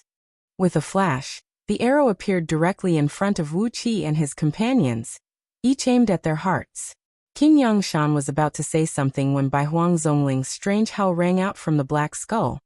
"Why are you still talking to him, King Weishan? Quickly kill them and capture that woman for this old man. If you keep talking, I'm afraid the human emperor will find out that something is wrong and send his revered elders from the secret palace." That will be a big problem. As soon as these people and skeletons stepped into the cloud, their bodies shrank rapidly, turning into the size of needle tips in the blink of an eye and sinking into the boundless mountains, rivers, cities, towns, and villages. Wu Qi's natural phenomena medallion had fused with the essence of the Pearl of Shen from the ancient era, so it was filled with boundless illusions. The skeletons were only acting on instinct, but as soon as the 3,000 soldiers of Yuxiong army entered the cloud, they were immediately bewitched by the illusions. As for the thousands of black skeletons, they were killed by Princess Zhonglu with a great number of thunderbolts she had gathered. Countless tiny bolts of lightning were darting back and forth in the cloud, turning into a dense electric net that came whistling down. The black skeletons had a cultivation base, no weaker than that of the second Pango heaven, and their bodies were condensed with evil magic. But under the attack of countless thunderbolts, they only lasted less than 10 minutes before they were completely blown up. As King Weishan scolded generation after generation, King Yongshan's face grew more and more unsightly. Gao's eyes slowly widened, and in the end his eyeballs almost popped out of their sockets. So many generations of King Weishan were reincarnations of the Buddhist League. 7 generations of King Weishan had served 3 generations of human emperors, including the current Emperor Haozuan. Yet, their most trusted Imperial Guard leader was actually a reincarnated Buddhist League Bodhisattva. Skyslayer Bao, split the void, slay the devil, go! King Weishan used so much force that his skin cracked and cracked. Wu Qi gave a strange laugh. As he opened his eyes, Pangu's sacred energy rolled over from all directions and kept seeping into his body. The sound of bones healing could be heard coming from inside his body. While extracting Pangu's sacred energy to pretend to heal his wounds, Wu Qi cancelled the damage caused to his body by the spirit snake tail cutting technique. All his bones healed rapidly, and the aura emanating from him grew stronger and stronger, emanating a threatening aura like an unsheathed blade. King Yongshan clenched the Kunwu sword and stood in front of Wu Qi. The bow in his hand is the Skyslayer bow, he cried out in a low voice. It's made by one of the 5 ancient emperors himself, and has the power to shoot down the stars, the sun, and the moon. You must be careful, King of East Sea Prefecture. You can't take it head-on. King Weishan smiled, squinted at King Yongshan and said with a long sigh, 7 generations ago, the last King Weishan was a Buddhist. 7 generations ago, he was the reincarnation of the Buddhist League's King Bodhisattva. 6 generations ago, he was the reincarnation of the Buddhist League's Vajra King Bodhisattva. And 5 generations ago, he was the reincarnation of the Buddhist League's King Bodhisattva. King Weishan carefully knocked 4 blood-red arrows on the bowstring of the Skyslayer bow, then pulled the bowstring with all his strength and slowly pulled it to half full. Suddenly, Bai Huang Zongling's voice rang out. Don't waste time, golden boy. The human emperor has discovered that something is wrong. He is mobilizing the revered elders of the secret palace around him. And he has also sent his eunuchs to inform those old fools in there. I'll do my best to buy them some time, so you kill them quickly. We can't let them enter Liangzhu. Especially that king of East Sea Prefecture, he knows too much. Wu Qi chuckled. Wisps of green ghost fire burst out of his eyes, and in the illusory formation, all kinds of wine, women, and avarice were produced.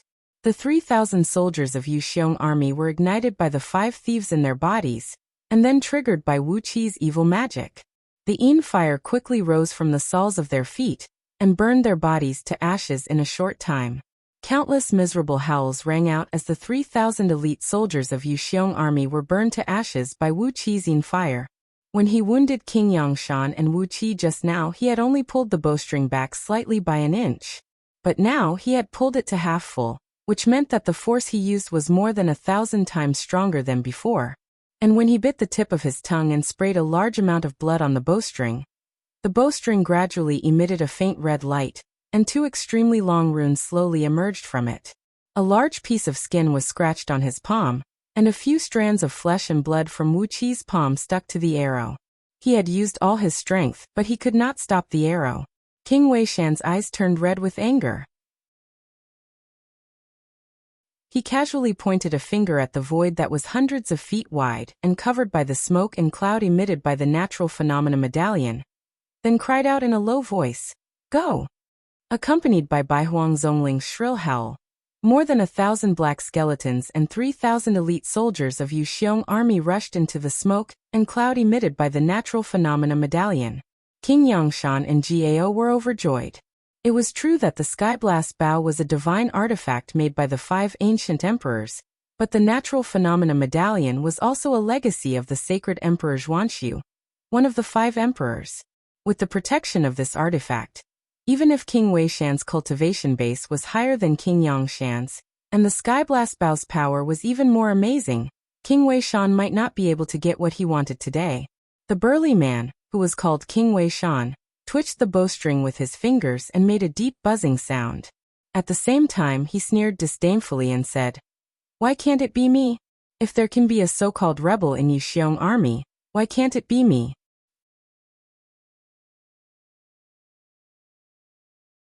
Chapter 825. Ignoring the 10,000 miles of void created by the natural phenomena medallion, the blood-red arrow leaped through the void and came in front of Wuxia and the others. It was at this point that they saw the different responses of Wuxia and his companions. Gao, who had the weakest cultivation base among them, threw himself flat on the ground. Suddenly, a thick shield crafted from a green turtle shell appeared over his body. King Yangshan gave a loud cry as a large sheet of blood-red light burst out of his fists and slammed them toward the incoming arrow. Princess Zhongli's body swayed, and then she quietly disappeared amidst the 5-colored divine light, not making any contact with the arrow. Meanwhile, Wuxia kicked King Yangshan with one foot and kicked Gao in the waist with the other.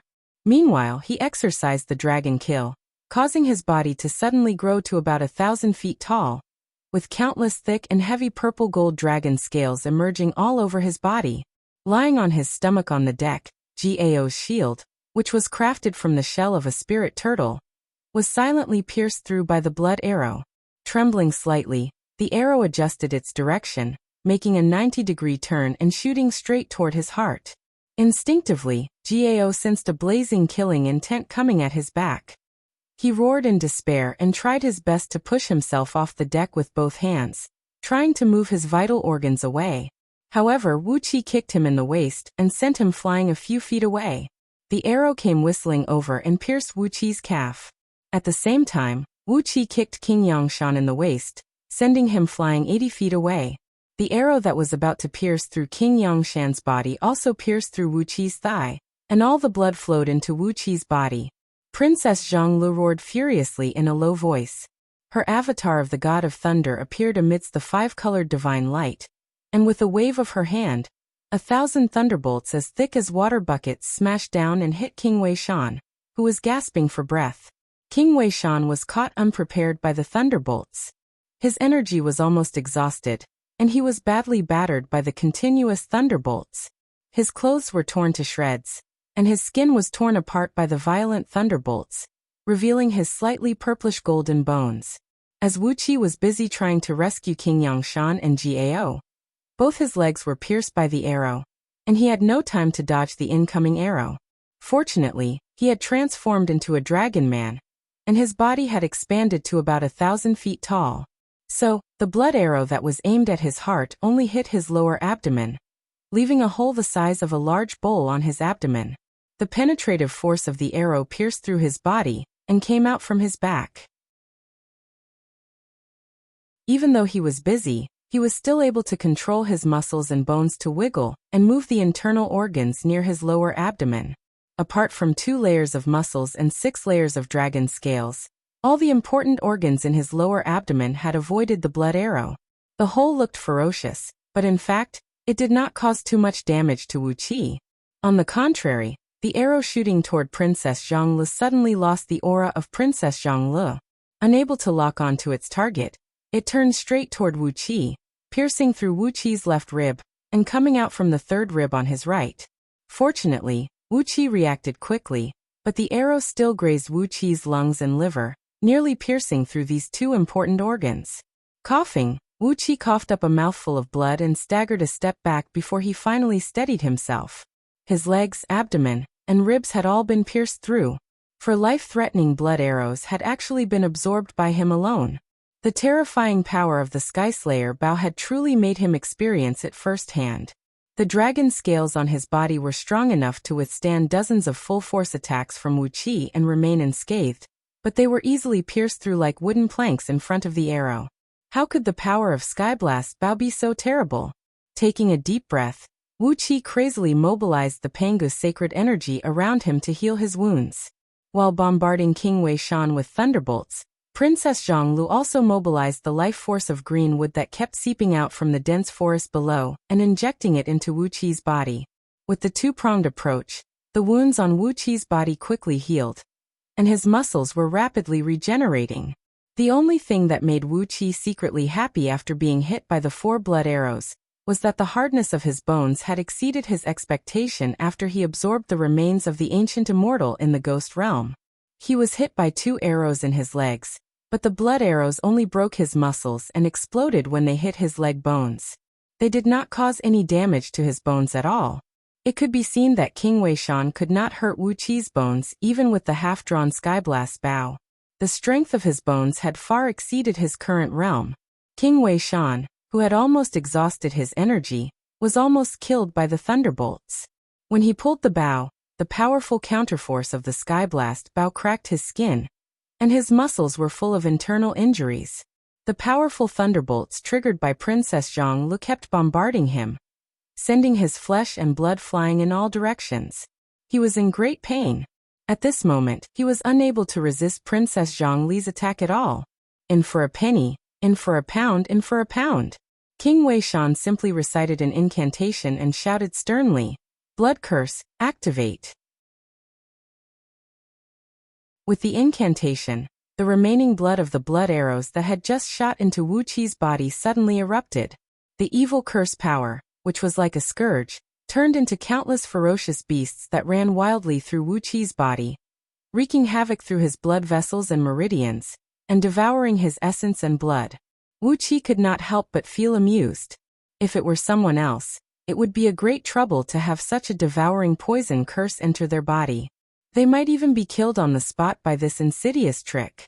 However, King Wei Shan possessed the nature harmonization technique, and a wisp of the first innate thieving energy hidden in his body. Did he want to devour Wuqi's essence and blood? Or did he want to send himself a gift? Without making a sound, Wuqi exercised his cultivation technique.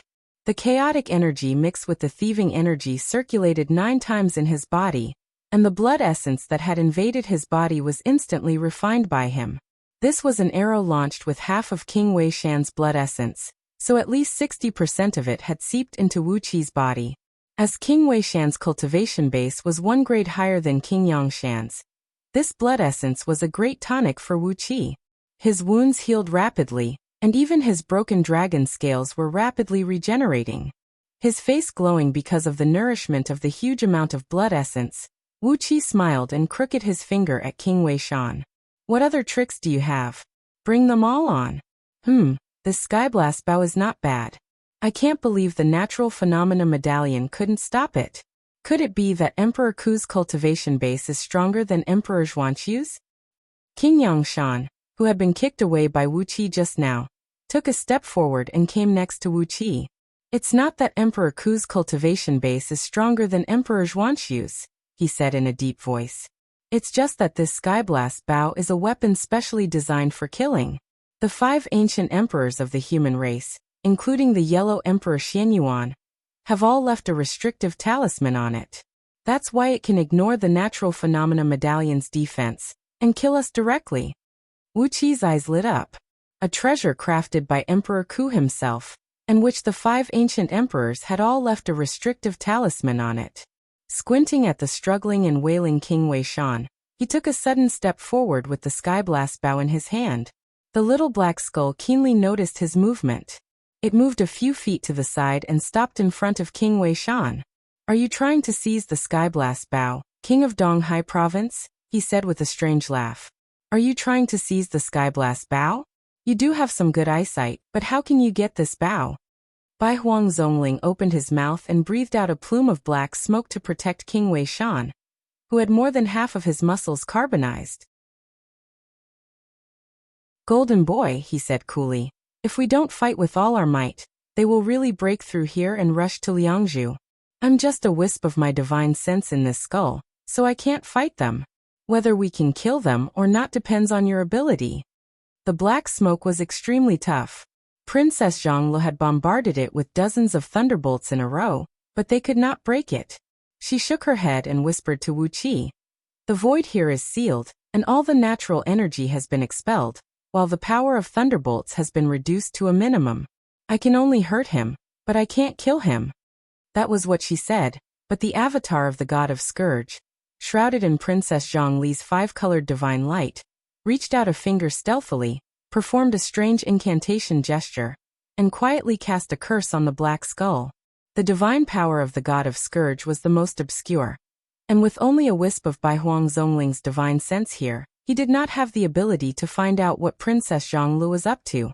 A wisp of the curse of the god of Scourge surreptitiously seeped into the black skeleton and merged with Bai Huang Zongling's clone, becoming one with it. King Weishan struggled to his feet and said in a hoarse voice, "Ask them to come and help me." The them King Weishan mentioned were the 12 supreme oracles who had sealed off this part of the void in the distance. But Bai Huang Zongling refused his request without hesitation. "We can't touch the 12 space sealing formations," he said coldly. "Otherwise, the human emperor will be alerted immediately. Now he only suspects that something has happened here. Before he gets any news, he won't act rashly in order to calm the hearts of the people. If any aura leaks out here, the human emperor will come here immediately. At that time we will all be in big trouble." After taking a deep breath, Bai Huang Zongling snapped. "What are you waiting for? What are you waiting for?" King Weishan gave the black skull a venomous glare, then gritted his teeth and said, "Fine. Immortal Haoshu, I'll remember you." King Yangshan and Gao exclaimed in unison, while Wuqi scratched his head in frustration. 8 generations of King Weishan's bloodline were reincarnations of Buddhists, but this Bai Huang Zongling was actually the reincarnation of an immortal. What the hell was wrong with Great Yu? Why were there all kinds of people in this world? Wuqi could tell that even if the 12 supreme oracles could move, they would not help King Weishan, not to mention that they had to maintain the space-sealing formations. Bai Huang Zongling seemed to be deliberately forcing King Weishan to fight desperately. Was this some kind of small friction between the Celestial Court and the Buddhist League? But King Weishan's next move made Wuqi have no time to think about anything else.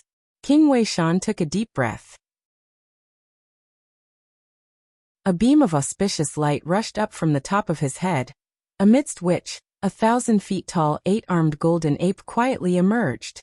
This was the heaven-ripping divine ape, a divine beast famous for its boundless strength, and its strength was only inferior to a few rare divine beasts with ancient bloodlines. The sky-ripping divine ape beast's soul slowly shrank, until it was only 2 meters tall. The beast's soul narrowed its eyes and grabbed King Weishan's body. Then, it placed the upright King Weishan on the bowstring of the Skyslayer, bow as if he was a long arrow.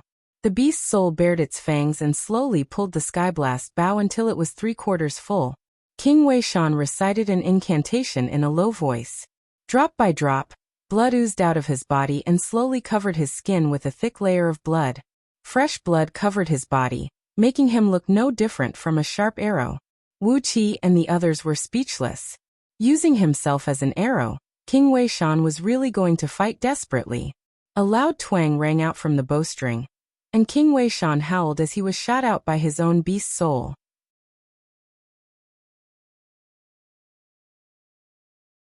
Chapter 826.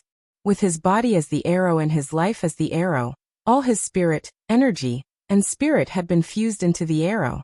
It would either kill the enemy or himself. As soon as the arrow was released, King Weishan's beast soul turned into a beam of golden light and fused into his body. Abruptly, the giant arrow transformed into a beam of blood-red light that was about 10 feet thick and over 1,000 feet long, flashing across the void and coming in front of Wuqi and the others.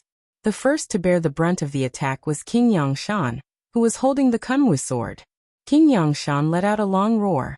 A plume of cloud rose from the top of his head, from which Yazi, one of the 9 sons of the dragon, roared and rushed out, holding a fierce knife shrouded in blood-red light. As soon as his beast soul appeared, a fierce killing intent swept out in all directions. After a long roar, Yazi plunged down and suddenly merged with King Yongshan's body. All of a sudden, King Yongshan's body swelled up like a steamed bun. By the time the arrow was less than 3 inches away from him, King Yongshan had turned into a meatball less than 10 feet tall, 10 feet wide and 13 feet thick. The astonishingly huge lump of flesh had 2 extremely long arms, and each arm was astonishingly thick and strong. 2 streams of hot white smoke puffed out of King Yongshan's nostrils as he swung the Kunwu sword and slashed it down at the incoming sword light. With a crisp clang, the Kunwu sword slashed into the arrow formed by King Weishan's body. It went all the way from the arrowhead to a depth of 3 feet. Blood sprayed out in all directions, and the sharp Kunwu sword was sent spinning away. A loud rumble rang out from King Yongshan's right arm as it was torn to pieces by a great force from his fist to his shoulder. Flesh and blood sprayed out in all directions, and King Yongshan, who had merged with his beast soul, shrieked in pain. The blood-red light flew past and brushed past King Yongshan's shoulder. Half of King Yongshan's huge body was blown away, leaving a gash about the size of a water tank on his body. The right half of his body was almost gone, exposing all his pink lungs, and blood gushing out of them like cheap spring water. Howling, King Yongshan fell to the ground, his life force rapidly dissipating. The cultivation techniques of the human race were different from the immortal arts of the immortals. No matter how strong a human warrior was, even one of the strongest experts in Hongming Pangu heaven like King Yongshan, his life would be in danger from such a serious injury. But the immortals were different. The source of their power was their powerful immortal soul. Even if their fleshly bodies were reduced to ashes, as long as a wisp of their immortal soul remained, they would never die. Oftentimes, immortals would be decapitated by a sword, and the head would fly away with a beam of light. Even if half of the body was left behind, it was not a big deal. But human warriors did not have such divine abilities or secret arts. Almost half of King Yongshan's upper body was destroyed. It was an injury that would kill a mortal instantly, but it was also fatal to him. King Yongking's body, as he stood, and could as long as he could keep his body pressed against the ground. As he could. If they were on the ground, as long as King Yongshan could stick his body close to the ground, he could still send Pangu's sacred energy into his body through the earth meridians to heal himself. But they were on a flying ship, nearly 100 miles above the ground. Therefore, he could not use the last and strongest life-saving technique of the human race. "Father!" Gao cried out involuntarily. He swung the Kunwu sword and slashed at the arrow that King Weishan had transformed into. But Wuxia grabbed him by the neck and threw him far away. With a flip of her hand, Princess Zhonglu injected a great plume of green life force into King Yongshan's body, quickly sealing the bleeding wound. At the same time, a purple gleam flashed in Princess Zhonglu's eyes, and a rich Pangu sacred energy materialized in the air. Even mortals could see it roiling around them with their naked eyes. Princess Zhonglu pointed a finger at King Yongshan and cried out softly, "Ji." In the next moment, streams of Pangu's sacred energy kept pouring into King Yongshan's body, healing his broken body at an incredible speed. In just 2 seconds, his broken fleshly body was as good as new, although it was not as strong as his original fleshly body, which had been thoroughly tempered. But King Yongshan had survived. He was so badly wounded, and he did not take any life-saving spirit pills, but he had survived. Bai Huang Zongling screamed, "How is this possible? What magic are you practicing? How can you gather Pangu's sacred energy to heal someone?" Bai Huang Zongling was on the verge of a mental breakdown. No oracle of Diyu had ever been able to do this, and even the supreme oracle of Diyu, who cultivated both fleshly body and magic, could not gather Pangu's sacred energy and inject it into a wounded man's body. The nature of Pangu's sacred energy was so strange that only those who practiced the body-tempering technique of the human race could sense it and absorb it into their bodies to strengthen their fleshly body or repair their injuries. What Princess Zhonglu practiced was clearly the magic of the primordial Tao of divinity of Diyu's Directorate of Celestials. So, how could she summon Pangu's sacred energy? If all the oracles of Diyu had mastered this magic, wouldn't it mean that all the warriors of Diyu were immortal on the battlefield? Just think about it. On the battlefield with the Immortals or the Buddhist League, When the warriors of Du were injured by powerful immortal magic, the oracles of Du would absorb a great amount of Panga's sacred energy and fuse it into their bodies, and the warriors who had just fallen to the ground would immediately rise to their feet and fight again. What a terrifying scene it would be. Kill this woman. Kill her. Golden boy, kill her. Bai Huang Zhongling screamed at the top of his lungs. Before his voice could fade away, Bai Huang Zhongling cried out again. Quick! Kill them all! A few old fogies from the secret palace are coming this way. While Bai Huang Zhongling was screaming like a madman, King Yangshan and Gao's eyes turned green as they screamed. Wonderful! What kind of technique is this? King of East Sea Province, if you can offer this magic to Du, we will make an exception for you and promote you to the rank of Prince of Mountain and Water, which can only be conferred by members of the imperial clan. Bai Huang Zhongling thought of the heavy casualties that might be brought to the Celestial Court and the Buddhist League if this magic was used by Du on the battlefield, and so did King Yangshan and Gao.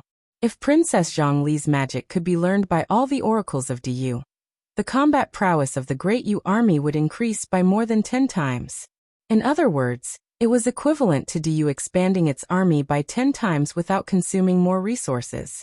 It was an amazing feat. With this credit, it would not be an exaggeration to promote Wuxia to the rank of Prince of Mountain and Water, which could only be conferred by members of the imperial clan of Du. Wuxia's eyes lit up. He roared with laughter and said, Wonderful! This is a simple method. I'll just ask Zixian to teach it to the great oracles of the Directorate of Celestials. Kill. Before Wuxia could speak, the arrow that King Weishan had transformed into had approached Wuxia's body. A shrill whistle rang out of the blood-red light as King Weishan recited a vicious incantation and forced out all his spirit, energy, and soul.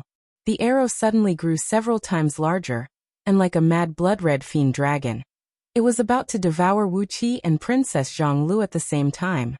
Wuxia raised the Kunwa sword, gripped the hilt with both hands, and swung it down at the blood-red light amidst a vast purple mist. King Weishan screamed hoarsely. Suddenly, he burned part of his soul and pushed the speed of the arrow to the limit. There was no turning back for this arrow. He had to kill Wuxia so that he could not bring back the complete information he had obtained from King Baishan to Liangzhu.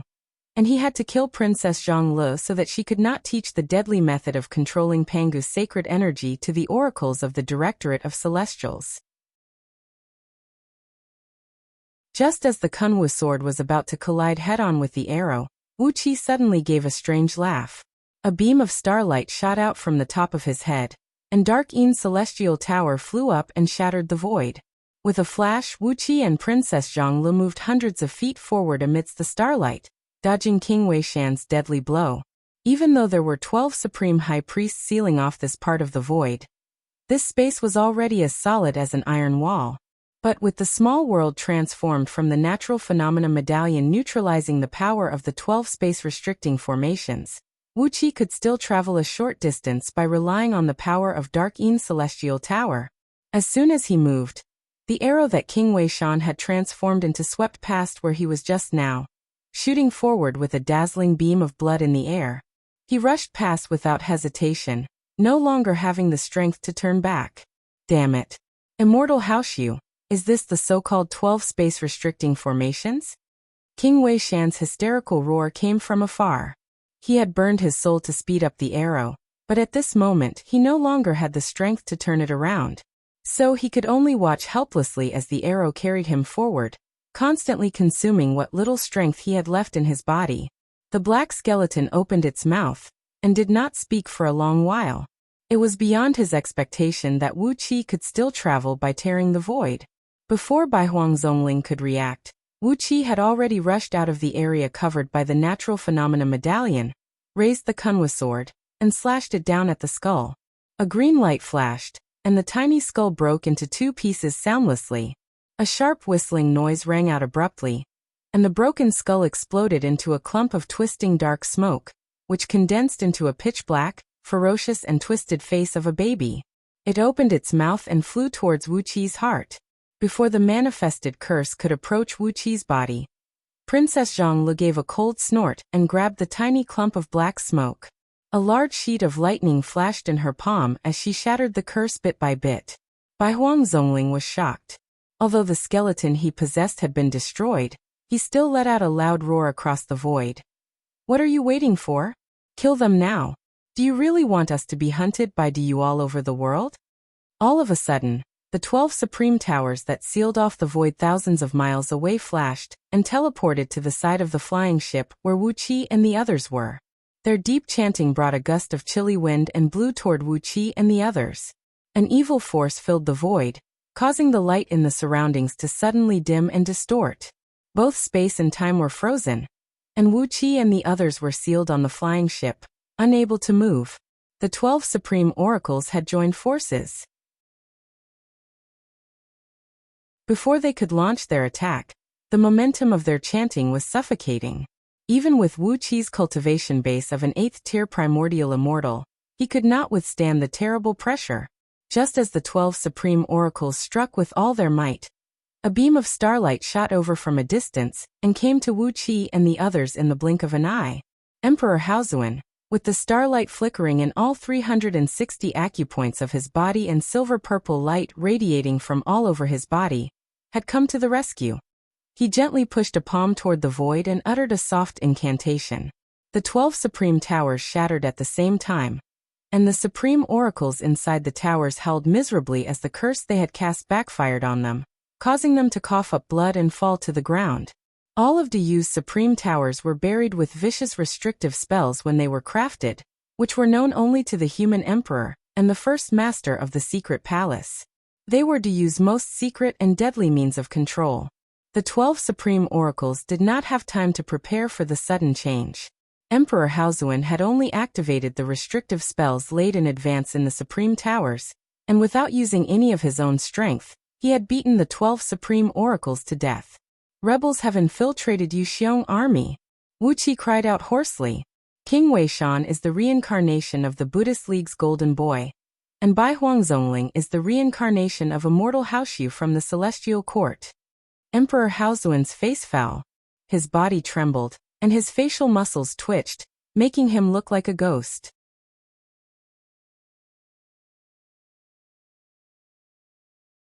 Chapter 827. Liangzhu was firmly locked down by a black, translucent light shield that was tens of thousands of miles thick. With Liangzhu as the center, the formation, which measured hundreds of millions of miles in diameter, was fully activated. A tremendous and bizarre force was coiling in the void like countless invisible pythons, completely sealing off the entire Yuxiong plain. In the void, nearly 1,000 sky-reaching towers were suspended in mid-air, unscrupulously releasing a suffocating pressure. An old man sat cross-legged on top of each supreme tower, their eyes flickering with ghostly fire, and their bodies emanating a strong aura of ghost gods. They did not look like living beings at all. Bai Huang Mo, the first Grand Elder of the Secret Palace, stood on top of a supreme tower in the middle with a small pot of foul-smelling potion in his hands, gnashing his teeth and stomping his feet while cursing something. The sleeves of the old men sitting cross-legged on top of nearly 1,000 supreme towers were embroidered with at least 3 black emblems of supreme towers. These old men were the strongest experts of the revered temple of the secret palace in Diyu, and also a group of dying men, who did not have long to live. Normally, these revered elders would take secret medicines and enter a state of hibernation in cold caves specially constructed by the secret palace. Unless they encountered a major crisis that could topple Great Yu, they would never come out of their seclusion, because every time they went out, their remaining lifespan would be depleted rapidly. There was no doubt that this was a crisis that could shake the foundation of Dayu. Nearly 1,000 revered elders had been dispatched, which was nearly 10% of all the revered elders in the entire revered temple who had entered hibernation. Coupled with the fact that the strongest defensive formation in Liangzhu had been activated, this force was more than enough to deal with any unforeseen events. Because of years of studying all kinds of bizarre magic, the flesh and blood of these revered elders sitting cross-legged on top of the supreme towers had become inhuman, and because of the long hibernation, they had become gloomy and gloomy. But the divine will released from their souls had become scorching hot and anxious. Their divine will kept scanning the void hundreds of millions of miles around Liangzhu, stirring up a scorching wind, and making the atmosphere in Yuxiong Plain more and more tense. Outside Liangzhu, Hundreds of military camps of Wuxiang army were guarded by revered elders from the secret palace. All the captains and soldiers were ordered to drop all their armors, weapons and talismans, and sit cross-legged in the camps naked. If anyone dared to disobey, they would be killed without mercy. Some twisted or festering corpses had been hung outside many barracks. These horrible corpses belonged to the rebels of Wuxiang army, who had tried their best to resist, but were easily killed by the honorable masters. In Liangzhu, in the imperial palace of Diyu, in the great hall on top of Mount Torch Dragon, Emperor Haozuan sat on a high throne with a gloomy face, surrounded by starlight. There seemed to be countless huge stars colliding and rubbing against each other amidst the dense starlight, producing deafening noises. The terrible pressure emanating from Emperor Haozuan had blanketed the entire great hall. With his own strength, he alone was suppressing all the ministers and representatives of the noble clans in Diyu, a total of more than 300,000 people, led by the new first master of the secret palace, Gao Chenbuyu. Hundreds of revered elders of the secret palace hovered in the great hall, their bodies shrouded in a ghostly aura and their eyes flickering with a green gleam. They looked down at the high-ranking figures of Great Yu. Gao Chenbuyu was the first master of the Hall of Revered Elders of the Secret Palace, and the previous first master of Diyu was Baihuang Zongying, Baihuang Zongling's brother. But now Baihuang Zongying had been dismissed on the spot by Emperor Haozuan, his cultivation base sealed, and thrown into the divine prison of the secret palace to await trial. Even Baihuang Mu, who led the revered elders of the secret palace to keep an eye on the surroundings, would have been thrown into the divine prison as well, had he not been a direct descendant of the patriarch of the Baihuang clan, and had Gao Chenbuyu vouched for him. Even so, Baihuang Mu was being closely watched by dozens of revered elders from the Hall of Honorable Elders. Feeling deeply humiliated and uneasy, Baihuang Mu stomped his feet and cursed loudly, cursing all 18 generations of Baihuang Zongying and Baihuang Zongling's ancestors in turn. With a pale face, Wuxia stood on Emperor Haozuan's left side. At this moment he was the King of East Sea of Diyu. The title of King of East Sea Prefecture and King of East Sea differed only by a single word, but their power, status, and territory were worlds apart. The King of East Sea was the second-class prince of Diyu, and only members of Diyu's imperial clan could be conferred the title of King of Mountain and Water. As a commoner, Wuxia was conferred the title of King of East Sea, which was equivalent to raising his title by more than a dozen ranks. It was also because Emperor Haozuan wanted to reward Wuxia for his contribution. If Wuxia had not received such sensational information from King Baishan, Diyu would have been overthrown without even knowing what was going on. Of course, Princess Zhonglu, who stood next to Wuxia, had also contributed a great deal. She had given Emperor Haozuan the technique of using the primordial Tao of divinity to propel Panga's sacred energy, which had undoubtedly increased the military strength of Diyu by more than 10 times, and the credit went to Wuxia. Princess Zhonglu only received the title of revered elder of Diyu's secret palace, and the real benefits brought by the credit naturally went to Wuxia. King Yangshan and Gao stood on Emperor Haozuan's right. Both of them looked worried, but the worry could not hide the glow on their faces. Naturally, they could not get such a great promotion as Wuxia, but they knew that with the great purge of Diyu, their real power and status in Diyu's imperial court would be greatly expanded. Emperor Haozuan sat expressionlessly on his throne, and did not say a word for a full quarter of an hour. The enormous natural energy under Liangzhu and the power of the stars falling from Wuxiang Plain were all drawn over by the huge formation, and injected into Emperor Haozuan's body. At this moment, Emperor Haozuan's body had become one with the natural energy of Wuxiang Plain. Through the mystic art of the imperial family, his overall strength had broken through to a realm that no one present could imagine. Only Wuxia had a clear concept of this realm. It was still a far cry from the realm of Wuxiang Plain. But, with the endless natural energy in Wuxiang Plain, Emperor Haozuan had used a mystic art to forcibly push himself to the realm of Tao breaking, infinitely close to the peak level of the realm. It was a typical means of proving the Tao with strength. At this moment, Emperor Haozuan was the embodiment of the natural energy of the entire Wuxiang Plain, and with every move he made, he could exert a power that was strong enough to fight against the heavenly Tao. In other words, at this moment, Emperor Haozuan had become the incarnation of the heart of the ancient great saint, Pangu, and possessed a trace of Panga's true power. It was a power that the immortals and Buddhas of today could not resist.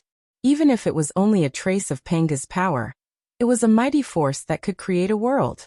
With such power, Emperor Haozuan was able to control everything in Du. In the face of absolute power, plots and tricks were nothing. He had even activated Liangzhu's ultimate defensive formation, and ordered the Temple of Revered Elders to send out large groups of revered elders to suppress the enemy.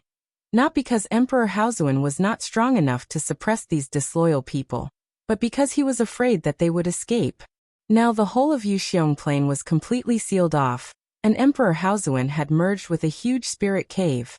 With a palm of infinite power, Emperor Haozuan looked down condescendingly at the courtiers and leaders of the aristocratic clans in the Great Hall. The rage and killing intent in his eyes could be clearly sensed even by a stone. The terrible pressure gradually condensed into a tangible mass, turning into a sheet of red light that pressed down from the top of everyone's head. The souls of human warriors and oracles were no different from those of ordinary people. At most, the souls of oracles who specialized in magic were dozens of times stronger than those of ordinary people. And that was their limit. In the face of Emperor Haozuan's spiritual pressure that was close to the peak level of the Tao-breaking realm, those courtiers of Du who had no ulterior motives could still hold their breath, but those who had ulterior motives were sweating profusely, and some even rolled their eyes and almost fainted. The sad thing was that under such a terrifying pressure, there was no way to faint even if one wanted to. Their souls were like bugs in amber, embedded in them by the tremendous pressure, unable to move, and even deprived of the right to faint. At last, someone could not bear the terrible pressure. A clan leader of a branch family of the ancient sacred emperor, Swerin clan, let out a deep roar. His muscles bulged as he suddenly lunged at Emperor Haozuan. I just don't want to die. Why do we have to live, grow old, get sick, and die when we have so much strength and power? Why can't we enjoy all this forever? With a flick of Emperor Haozuan's finger, the gray-haired old man froze in midair. Although he was the clan leader, his cultivation base was only at the level of a mid-tier sun oracle. Faced with the tremendous power of Emperor Haozuan and Wuxia plain, he had no strength to resist. With a faint smile on his face, Emperor Haozuan waved his hand, sending the old man flying backward out of the great hall, while coughing up a mouthful of blood. The entire clan of Swerin Gong, a branch family of Swerin clan, said Emperor Haozuan in a flat tone. All in-laws in the clan shall be executed. Half of their wealth shall be given to King Yangshan, and the other half to the King of East Sea. Gaochen Buyu bowed slightly in response. With a wave of his hand, two revered elders immediately rushed out of the great hall with a large group of ferocious private guards of King Yangshan's mansion. Emperor Haozuan could not help but sigh as he looked at the scene before him.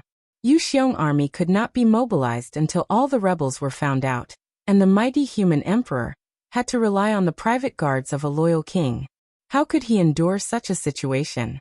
But at the same time, Emperor Haozuan could not help but rejoice. If Wuxia had not pestered King Baishan and made him reveal his weakness, only heaven knew how far things would have gone in the end. Emperor Haozuan could not help but shudder at the thought that something had gone wrong with Wuxia's army, the most important force in Du. And when he remembered that something had gone wrong with the Baihuang clan, the #1 clan of Du's oracles, he felt a lingering fear that he had just escaped from death. At the thought of this horror, Emperor Haozuan could not help but turn around and slap Wuxia on the shoulder. It is my honor to have such a loyal subject as the King of East Sea. Wuxia bowed slightly to show his modesty, but Emperor Haozuan suddenly burst into a hysterical rage. He jumped to his feet, pointed at the courtiers and bellowed, "You have been important subjects of the human race for generations. You have enjoyed the offerings of countless people of Du.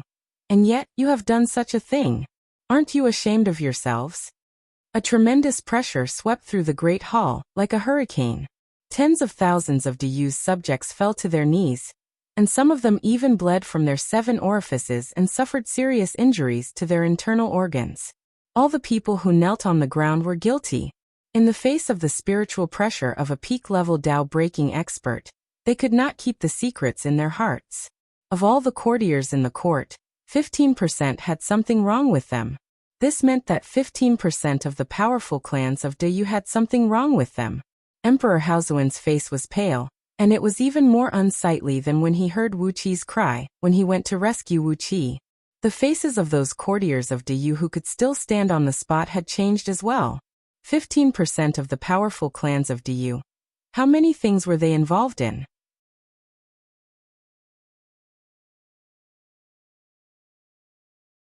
Chapter 8:28.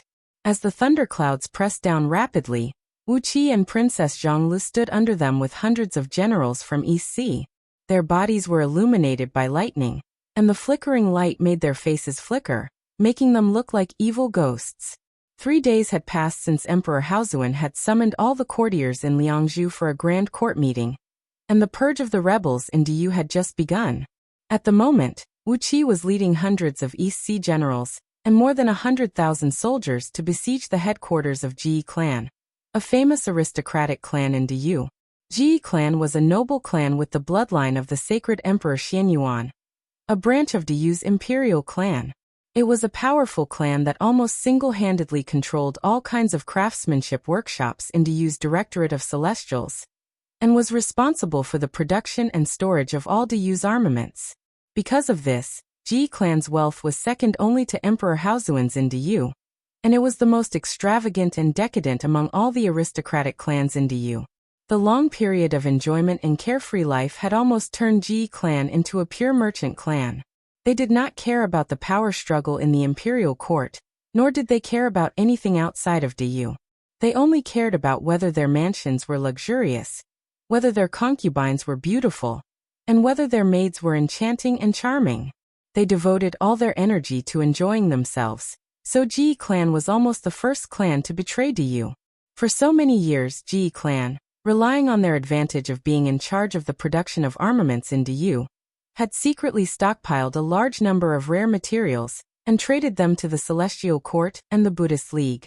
These materials were considered precious on Pangu continent, and in outer heavenly realms, they were precious treasures that would make people risk their lives for them. But Ji clan had secretly sold them to outsiders. As the price for betraying Deyu, the people of Ji clan were given a great number of life-prolonging spirit pills, as well as countless enchanting and beautiful fairies as their exclusive property, which they enjoyed wantonly. On top of that, the patriarch and elders of each generation of Ji clan would be secretly taken away when their lifespans were about to come to an end. Those primordial immortals would personally give them cultivation base, abolish the cultivation technique of the human race that they had been cultivating since they were young, and reforge their fleshly bodies in the 8 treasures lotus throne of the Buddhist League, transforming them into cultivators. In the Celestial Court, there was an immortal family in charge of forging immortal artifacts in the Celestial Court. Their surname was Ji. It was a complete betrayal. Because of the betrayal of Ji clan, the immortals of the Celestial Court would have at least 3 to 5 extra materials to craft primordial artifacts every eon. Many of them could not be found in outer heavenly realms, and were sold to the Celestial Court by Ji clan in secret. The patriarchs of the clans, who were frightened by Emperor Haozuan's boundless killing intent, and had obediently knelt on the ground to confess their crimes, had been imprisoned in the secret palace's divine prison, and were being interrogated about what they had done. Before Ji clan, more than 30 powerful clans had been slaughtered, and because of their wealth, Emperor Haozuan had specially ordered Wu Qi to personally lead an army to wipe them out. All the wealth obtained from the annihilation of Ji clan would be exclusively enjoyed by Wu Qi, the king of East Sea. Obviously, this was an extra reward from Emperor Haozuan to Wu Qi, and Wu Qi could not refuse. He hastily mobilized hundreds of East Sea generals with the cultivation bases of the Second Panga Heaven, and tens of thousands of soldiers of the East Sea of varying strength from the armory of Deyu's Directorate of Celestials to attack Ji clan. Now Ji clan did not have a supreme oracle. After all, it had transformed into a merchant clan, and the strongest experts in the clan were a few son-in-law with the cultivation bases of the Second Pangu Heaven who had married into their clan. Such a clan could have been easily slaughtered, But no one had expected that Ji clan had laid out a powerful formation in their foundation, which was obviously created by an immortal. The ancestral land of Ji clan was located in a basin about 200 miles in circumference, surrounded by 3 small mountains. Originally, there were only about 1,000 core members of Ji clan, and tens of thousands of servants living in this small basin. But since the head of Ji clan was thrown into the divine prison, and Emperor Haozuan had found a way to exterminate Ji clan, more than 500,000 members of Ji clan's lineal and collateral branches, as well as servants and guards, had now taken refuge in this ancestral land. A faint golden light enveloped the whole basin, and on top of each of the 3 mountains was a cloud of purple mist. Each cloud of purple mist carried 9 round mirrors that were thousands of feet tall, shining with a cold light. Large bolts of lightning could be seen flowing around the edges of these bronze-colored mirrors. Occasionally, when these mirrors vibrated, countless beams of golden light would shoot out from them. The golden light emitted by the 27 mirrors wove into a large net of light in the void, cutting everything in its path to pieces. The broken bodies of nearly 1,000 East Sea soldiers were scattered all over the ground. It was all thanks to these golden lights. As Wuxia led the army to attack Ji clan, Huang Liang, who was in charge of supervising the battle, gave the order, and more than 100,000 soldiers formed a neat formation and went straight for Ji clan's ancestral land. As a result, the mirrors on the 3 mountains suddenly rose up, and a large sheet of golden light tore through the air. More than 1,000 soldiers of Dong Hai who were at the forefront were cut into fist-sized pieces of meat by the golden light, before they could even scream. As the golden light suddenly struck, Huang Liang hastily ordered the army to retreat 3 miles. Hovering in midair, Wuxia opened his chaotic divine eyes and saw a fat, middle-aged man angrily scolding a few pale-faced young men in Daoist robes above a great hall in the heart of the valley. Obviously, when the few young men saw the army of East Sea approaching, they had hastily activated the formation, and the golden light had only killed about 1,000 soldiers. If the army of East Sea could invade deeper, the formation would have killed at least 80% of the hundreds of thousands of East Sea soldiers. That was what the fat, middle-aged man was scolding. They, the Ji clan, had missed an opportunity to inflict a heavy blow on Wuqia's army of East Sea. Snorting coldly, Wuxia murmured in a low voice, "Only about 1,000 soldiers have died. You should be glad that your Ji clan is lucky. If you had really inflicted a heavy blow on the army of East Sea, it would not have been just a matter of wiping out your Ji clan. Even if you die, there are many ways for you to die. For killing the soldiers of East Sea, I'll give you a death sentence for the time being. If the soldiers of East Sea suffer any more casualties, it will be hard for you to die even if you want to." Princess Zhonglu nodded seriously as well.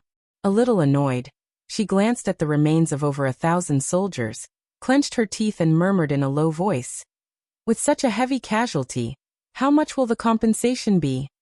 Even Wuqia was taken aback by Princess Zhongli's words. But the furious Princess Zhonglu had already pressed both hands down, and the thundercloud that blotted the sky smashed down like a wall from the sky. The thundercloud covered an area of several hundred miles, and when it was less than 10,000 feet from the ground, it suddenly shot out countless bolts of lightning as thick as water tanks. For a moment, it was as if a forest of lightning had appeared in the sky above Ji clan's residence. Strong bolts of lightning pierced through the golden formation and blinded the eyes of countless people of Ji clan in the basin. 27 mirrors began to tremble violently. Under the terrible attack of Princess Zhongli's thundercloud, they whined as if they could not withstand the heavy load. At most, the formation could use the endless energy under the plane of Yuxiong to fight against enemies as strong as gold immortals. But in the face of Princess Zhonglu, a primordial expert, its power was not enough. Amidst the mournful cries of the mirrors, countless beams of golden light shot up into the sky, trying in vain to tear the dense thundercloud in the sky. However, the avatar of the god of thunder hovering above Princess Zhonglu raised both hands and waved them toward the basin. Immediately, countless thunderclouds came whistling over from all directions, shooting out more and more bolts of lightning as they grew thicker and thicker. The bolts of lightning converged into an ocean of plasma, soaking the entire ancestral mansion of Ji clan. standing on a hill and supervising the battle, Huang Liang abruptly raised the long knife in his hand and cried out, "Mistress is mighty and powerful, and her thunder magic is amazing. She can cleanse the evil aura. You clowns, why don't you surrender now? What are you waiting for?" Hundreds of thousands of soldiers of the East Sea raised their weapons and cried out. Amidst their frenzied cries, the 27 mirrors could no longer withstand the bombardment of the thunderbolts summoned by Princess Zhonglu. The energy in the mirrors was shattered, and cracks spread across the thick and heavy mirrors like a spider web before they exploded with a deafening rumble. Wuxia gently waved his hand. Immediately, hundreds of thousands of soldiers of the East Sea swarmed forward and poured into the basin like a tide. Countless members of Ji clan cried out in despair and fled in all directions like headless flies. But with the formation destroyed, how could they, with their low cultivation bases, have a chance to escape? Meanwhile, Wuxia opened his mouth and spat out 36 kunwu swords, which transformed into huge swords of light several miles tall, and plunged into the ground around the basin, sealing it off completely. The soldiers of the East Sea rushed into the basin with their weapons raised high, and began slaughtering the people of Ji clan. Men, women, old and young, regardless of their status, everyone was killed on the spot, leaving no one alive. Blood flowed all over the ground, gradually turning into a few streams that merged into a nearby river. An hour later, the river, which was more than 10 miles wide, was dyed red.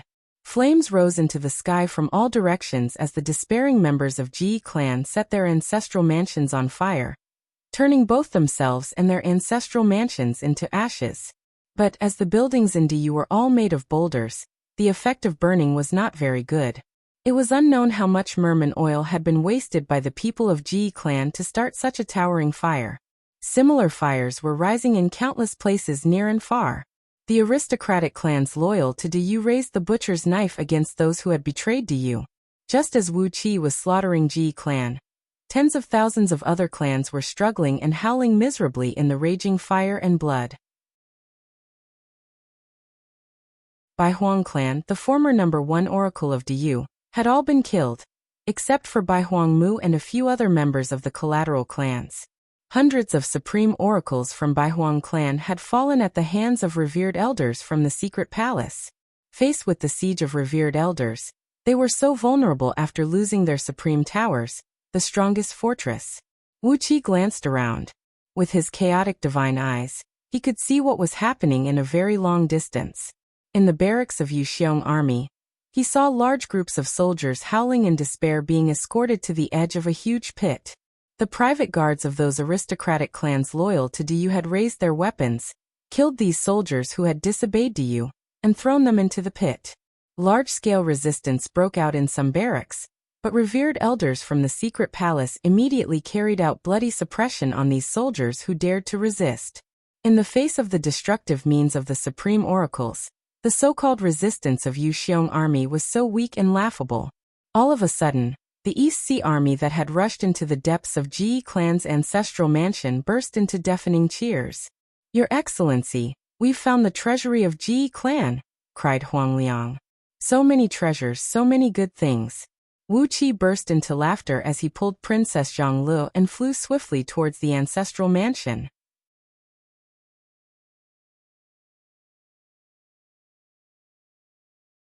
Chapter 829.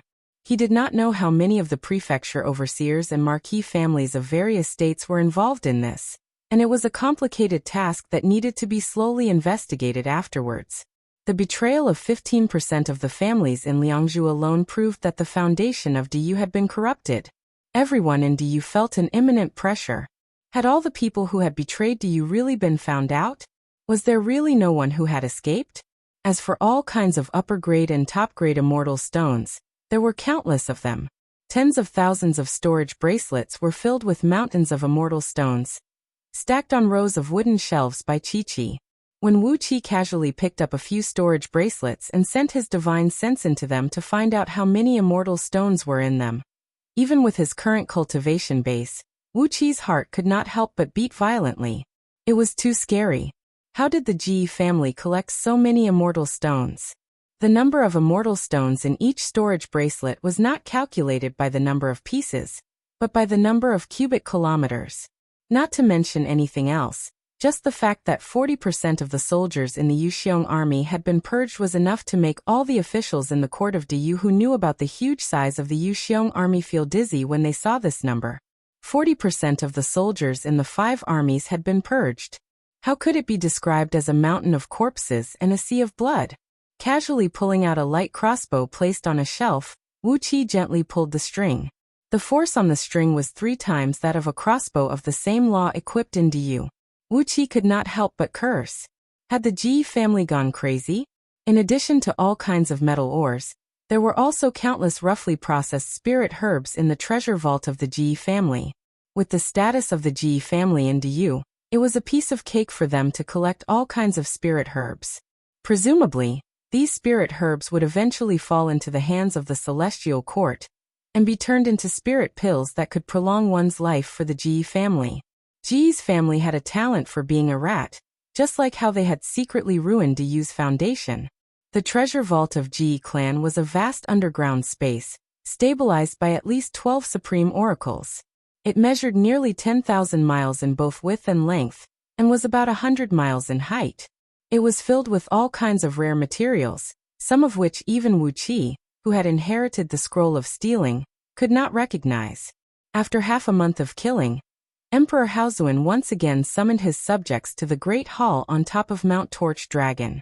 After that, Emperor Haozuan issued a series of edicts.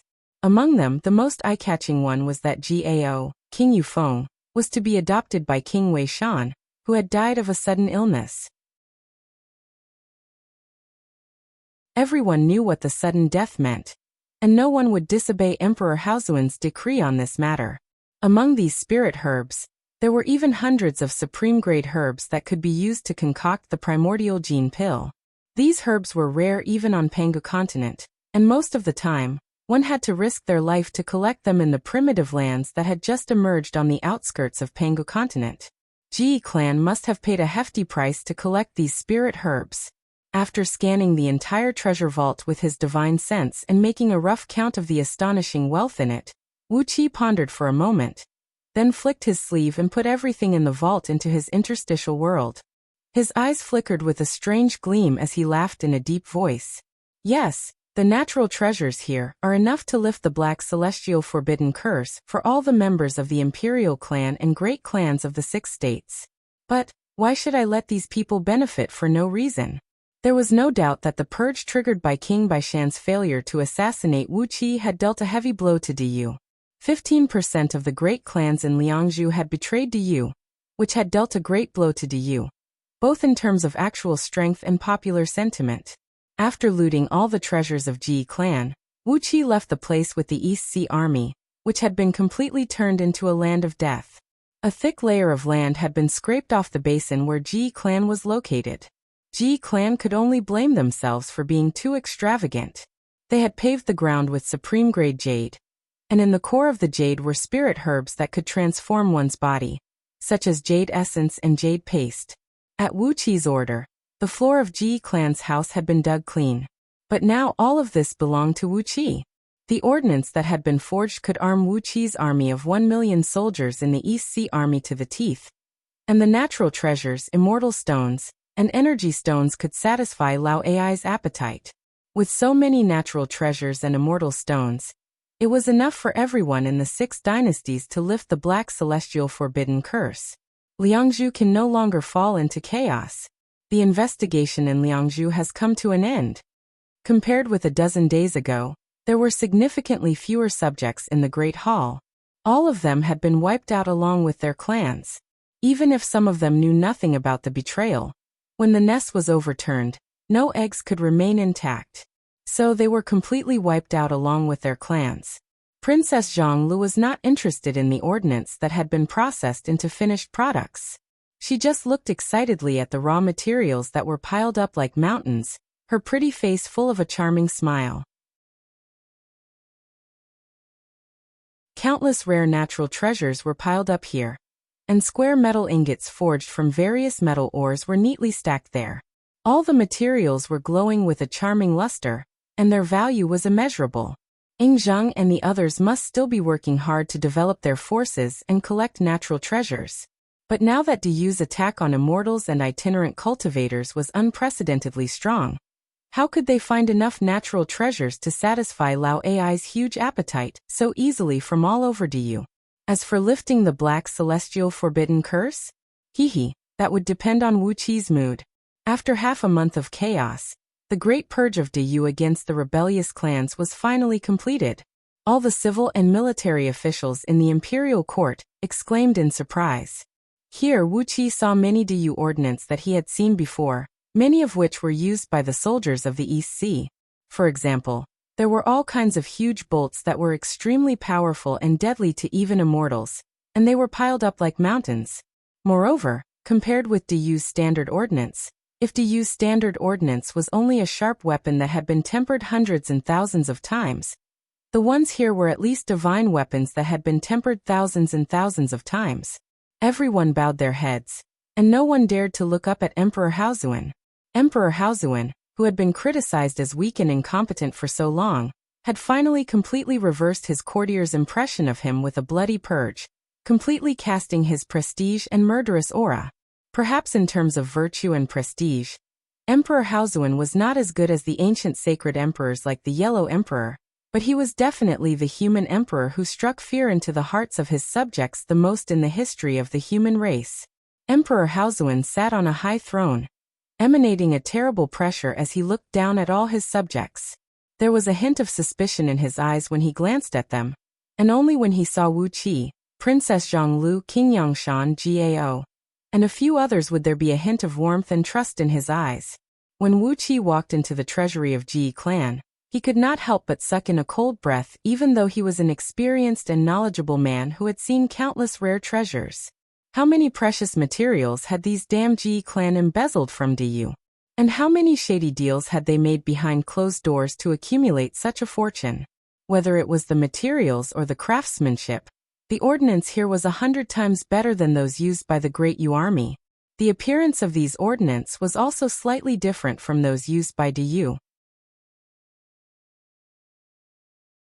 They were engraved with complex and exquisite patterns of various colors, and had openings for embedding immortal stones and energy stones, as well as blank spaces for laying immortal formations and restrictive spells.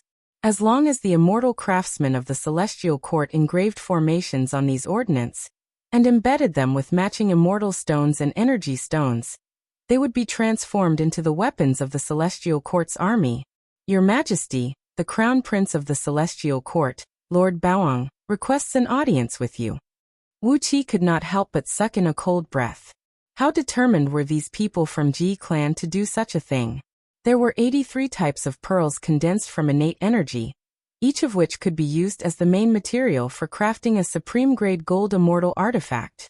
There were 45 extra-large turtle shells used to craft the jade armor dark turtle flying ship, each of which could be used to craft at least tens of thousands of top-grade defensive immortal armors. There were at least tens of millions of sword embryos and weapon embryos. And as long as they were filled with new formations, they would become qualified inferior-grade gold immortal artifacts. Thoroughly purge all the provinces, Emperor Haozuan said coolly. Kill all those who are related to those traitors. King Yangshan will be in charge of this. As the king of East Sea is loyal to Diyu, I'll allow you to expand your army by 10 million in the East Sea provinces, and they will only be mobilized by my decree. After massacring Ji clan, Wu Qi ran around with the hundreds of thousands of East Sea soldiers, wiping out 7 or 8 clans who had betrayed Diyu. These clans were the kind of clans that had no experts, but possessed noble ancestry, wielded real power in Diyu, and were extremely wealthy. Although Wu Qi was conferred the title of King of East Sea, he had no children now, and there was no clan to speak of. Therefore, after these clans were eradicated, their power would be divided among the other clans in Diyu, and Wu Qi would obtain the wealth accumulated by these clans over so many generations. It was Emperor Haozuan's intention to reward Wu Qi, and it was also a tacit agreement between the other clans and Wu Qi to take what they needed. If there was a fish that slipped through the net, who would it be? Someone who could remain undetected under Emperor Haozuan's spiritual pressure, which was close to the peak of the Tao-breaking realm. Once they made any move, They would surely cause severe damage to Du. But even Emperor Haozuan dared not to pursue the matter any further. One reason was that there were no clues, and the other was that the purge had hurt Du deeply, causing the remaining clans to panic. So he dared not pursue the matter any further. Wu Qi's eyes lit up, and he hurriedly stepped forward to thank Emperor Haozuan. By allowing the East Sea to expand its army by 10 million, and only obeying Emperor Haozuan's orders, it was clear that the emperor had taken precautions against Yuxiong army, and was cultivating an armed force loyal to him outside of Yuxiong Plain. This was good news for Wu Qi. As long as there was money and food to support an army, Wu Qi would never complain about having too many soldiers. Overjoyed, Gao stepped forward and kowtowed to Emperor Haozuan. But before he could straighten up, a eunuch rushed into the great hall. After a long silence, Emperor Haozuan finally said something that set the tone for today's court session. The purge in Liangzhu had come to an end.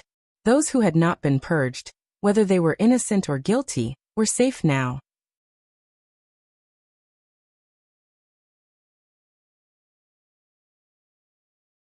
Chapter 830.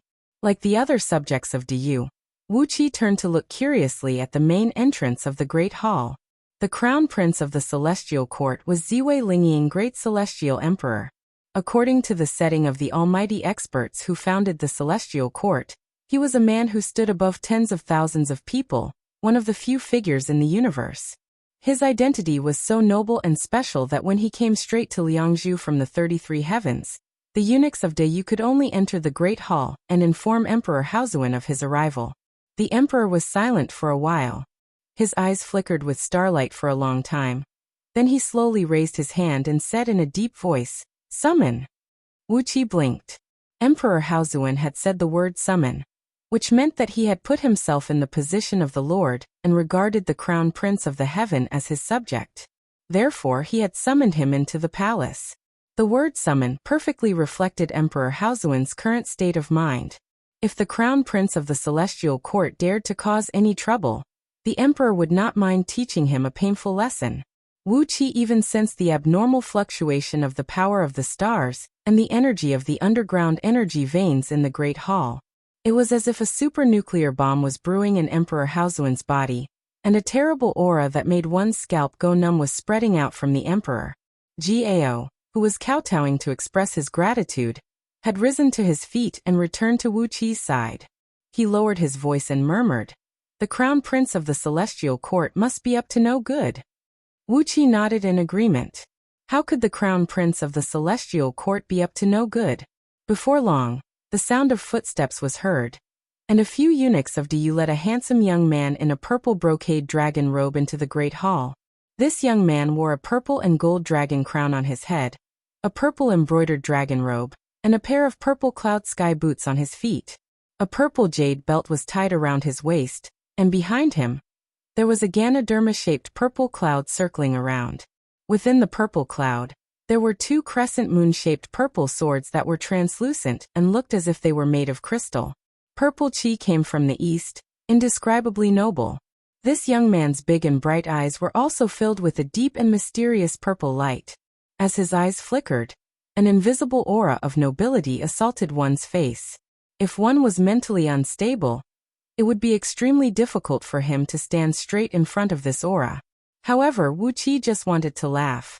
What an extraordinary purple eggplant! Purple Qi was a very noble color, and even when a primordial immortal cultivated to the peak of the realm, his immortal energy would be transformed into a rich purple Qi. But there was no need to make his whole body purple just to show his nobility and extraordinariness. Was there? What an eggplant! Wu Qi chuckled. When Princess Zhonglu and Gao heard Wu Qi's words, the more they looked at him, the more they felt that this crown prince of the Celestial Court, Lord Baoang, was no different from a purple eggplant, and they could not help but smile. Gao was able to restrain himself a little and just smiled, but Princess Zhonglu burst out laughing. Her eyes narrowed like crescent moons. Whether it was the emperor and his eunuchs of Du or the crown prince of the Celestial Court, Lord Baoang, who was not a man with profound cultivation base and sharp ears and eyes, Wu Qi's comment on Lord Baoang was clearly heard by everyone, and Princess Zhongli's laughter was particularly abrupt in the silent hall. Both the emperor and his eunuchs of Diyu smiled knowingly, while the face of Lord Baoang, who had been so reserved and arrogant, was now turning purple, looking more and more like a big eggplant. He glared angrily at Wu Qi, then gave Princess Zhonglu a sideways glance. He did not think much of Wu Qi, as he thought Wu Qi was just an ordinary subject of Diyu. But when he saw Princess Zhonglu, his eyes lit up instantly, and his pupils constricted to the size of a needle tip. Wu Qi frowned, snorted coldly, and glared at Lord Baoang with a stern look in his eyes. Lord Baoang made no secret of his greed for Princess Zhonglu. He gave the Princess Zhonglu a glance, then gave Wu Qi a contemptuous look, then turned to Emperor Haozuan and said indifferently, "Greetings, human emperor." Lord Baoang did not bow to Emperor Haozuan, but just nodded lightly. Emperor Haozuan raised his hand with a smile and said, "Somebody, give him a seat." Emperor Haozuan emphasized the word bestow very clearly. A few well-prepared eunuchs hurriedly brought out a heavy black stone chair, and gently placed it under the dais where Emperor Haozuan's throne was located. They had deliberately placed the chair very close to the dais, so that if Lord Baoang were to sit on it, he would have to raise his neck at an almost 90-degree angle if he wanted to talk to Emperor Haozuan. Looking at the chair that was deliberately placed in the awkward position, Lord Baoang smiled faintly and waved his hand. Immediately, a golden chair made of various rare materials and covered with soft embroidery cushions appeared beside him. Slowly sitting down on the throne carved with 99 flying dragons, Lord Baoang smiled faintly and said, "Thank you, human emperor, for giving me a seat." Emperor Haozuan chuckled. He glanced at the empty black stone chair and said, "Diyu is poor, and it is not as good as the celestial court. I wonder what brings you here, your highness." "Well, just tell me the truth. I've killed too many people in Liangzhu recently, and I really don't have the mood to waste my breath on you." As the current human emperor, it was extremely serious for him to say something like this. A single wrong word from Lord Baoang could cause a huge contradiction. As if he did not expect that Emperor Haozuan would not give him face like this, Lord Baoang frowned and gave the emperor a few glances, then said slowly, "I'm here because of what has happened in Liangzhu these days. I don't know why Diyu has caused such a big mess in Liangzhu this time. The celestial court takes this matter very seriously. The human race is..." Before Lord Baoang could finish his long speech, Emperor Haozuan had already slapped the armrest of the throne lightly. A loud, muffled thud stopped Lord Baoang's words in his throat. Emperor Haozuan looked coldly at Lord Baoang and said with a sneer, "What does what happened in Liangzhu have to do with the celestial court? The human race is the foundation of US immortals." Lord Baoang said in a deep voice, "There are no immortals in Liangzhu." Emperor Haozuan said coldly. Lord Baoang laughed and said, "Your Majesty, you really know how to joke. It was only recently that the celestial court learned that a few of its fallen immortals have been reincarnated in Liangzhu." Emperor Haozuan's eyes grew even colder. Since they have fallen and reincarnated, they can just turn over a new leaf. Why does the celestial court still care about them? Lord Baoang took a deep breath, rose to his feet, and said in a deep voice, "As long as they are the subjects of the celestial court, even if they have fallen and reincarnated, the celestial court naturally has the responsibility to bring them back to the celestial court and help them recultivate and ascend the ranks of immortals." Without giving Emperor Haozuan a chance to speak, Lord Baoang said quickly, "Your Majesty, please take pity on me and hand over the few reincarnated immortals of the celestial court to me." There was a dead silence in the great hall. Emperor Haozuan looked up at the ceiling with narrowed eyes, and after a long time he sighed faintly and said, "Do you want to die? Lord Baoang, if I kill you today, will the celestial court start a full-scale war with me? Do you for you?" Lord Baoang's jaw dropped, and he froze on the spot, unable to speak for a long time. King Yangshan sneered and said, "Which of the great celestial emperor of the celestial court and the celestial emperors of the 5 directions doesn't have many wives and concubines? And which of them doesn't have hundreds of princes? If you kill one, you can still have hundreds. I don't think the great celestial emperor is so stupid to go to war with me." do you, for a son who is not important to him, right? As soon as King Yangshan said that, all the civil and military officials in the hall burst into laughter. Some of the generals of Du, who had cultivated so hard that their brains had turned into muscles, laughed strangely as they gripped their weapons, ready to kill Lord Baoang on the spot. Since Emperor Haozuan had said so what if they killed Lord Baoang? It would have been better if Lord Baoang had not come, but now that he was here and had said such a thing, it was irrefutable proof that the rebellious clans in Liangzhu had something to do with the Celestial Court. Although the confession Du had now could prove that everything was related to the Celestial Court, the fact that Lord Baoang was here in person was like sending the proof directly to Du. Hundreds of thousands of people roared with laughter, and half of them were men who had cultivated their bodies and were full of energy. It was as if hundreds of thousands of thunderbolts had exploded at the same time, shaking the ancient Great Hall and causing it to rumble. Lord Baoang's expression flickered. Suddenly he heaved a long sigh, cupped his fist at Emperor Haozuan and said, "Please forgive me, Your Majesty. Since those fallen immortals have been reincarnated, they are Your Majesty's people, and their life and death are naturally under Your Majesty's control. The Celestial Court has no right to interfere." Emperor Haozuan looked coldly at Lord Baoang and cried out in a low voice, "It's good that you know. Those reincarnated immortals and bodhisattvas, they all deserve to die. So they are dead, and their souls are gone, with no chance of reincarnation. Go back and tell your father that no matter what they want to do, you will take it." Clenching his fists tightly, Emperor Haozuan gritted his teeth and said, "No matter what you want to do, you'll have to step over our dead bodies." A fierce killing intent surged out of Emperor Haozuan's body. In the Great Hall, the faces of Du's subjects, including Wuxia and Princess Zhonglu, turned pale, and all of them shouted at Qiqi. For a moment, the killing intent of hundreds of thousands of people was like a mountain, blasting toward Lord Baoang at the same time. His face flushed, and a strange cracking sound was heard coming out of his body. All his internal organs were severely injured by the fierce killing intent. Even someone like the Lord Buddha, Amitabha, dared not face the killing intent of hundreds of thousands of great Yu's emperors and courtiers head-on, let alone Lord Baoang. Lord Baoang looked at Emperor Haozuan in horror. He took a deep breath, then slowly exhaled, and said coolly, "In that case, I understand. There is one more thing I want to see, the King of Han, Liu Bang, the special emissary of the Celestial Court. This is a private matter of the Celestial Court, and I wonder if Your Majesty can do me a favor?" Emperor Haozuan stared at Lord Baoang for a long time, then slowly raised his right hand and said coolly, "Liu Bang is a subject of the Celestial Court, so of course you can see him, Lord Baoang. Go now, and after the meeting, please leave Yuxiong Plain as soon as possible, Lord Baoang. People of the Celestial Court are not welcome here." After the turmoil, Emperor Haozuan had ordered the killing of so many aristocratic clans who had betrayed Du. Du had fallen out with the Celestial Court and the Buddhist League, so it was meaningless to say anything nice. Therefore, Emperor Haozuan was not polite at all to Lord Baoang.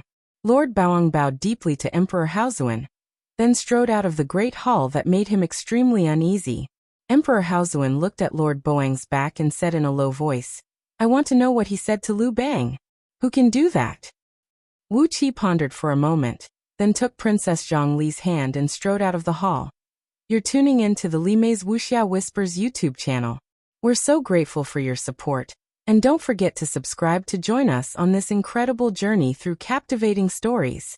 Your generosity through donations truly makes a world of difference, as it's the primary source of revenue that allows me to expand and enhance this channel for you. Thank you from the bottom of my heart for being a part of this adventure."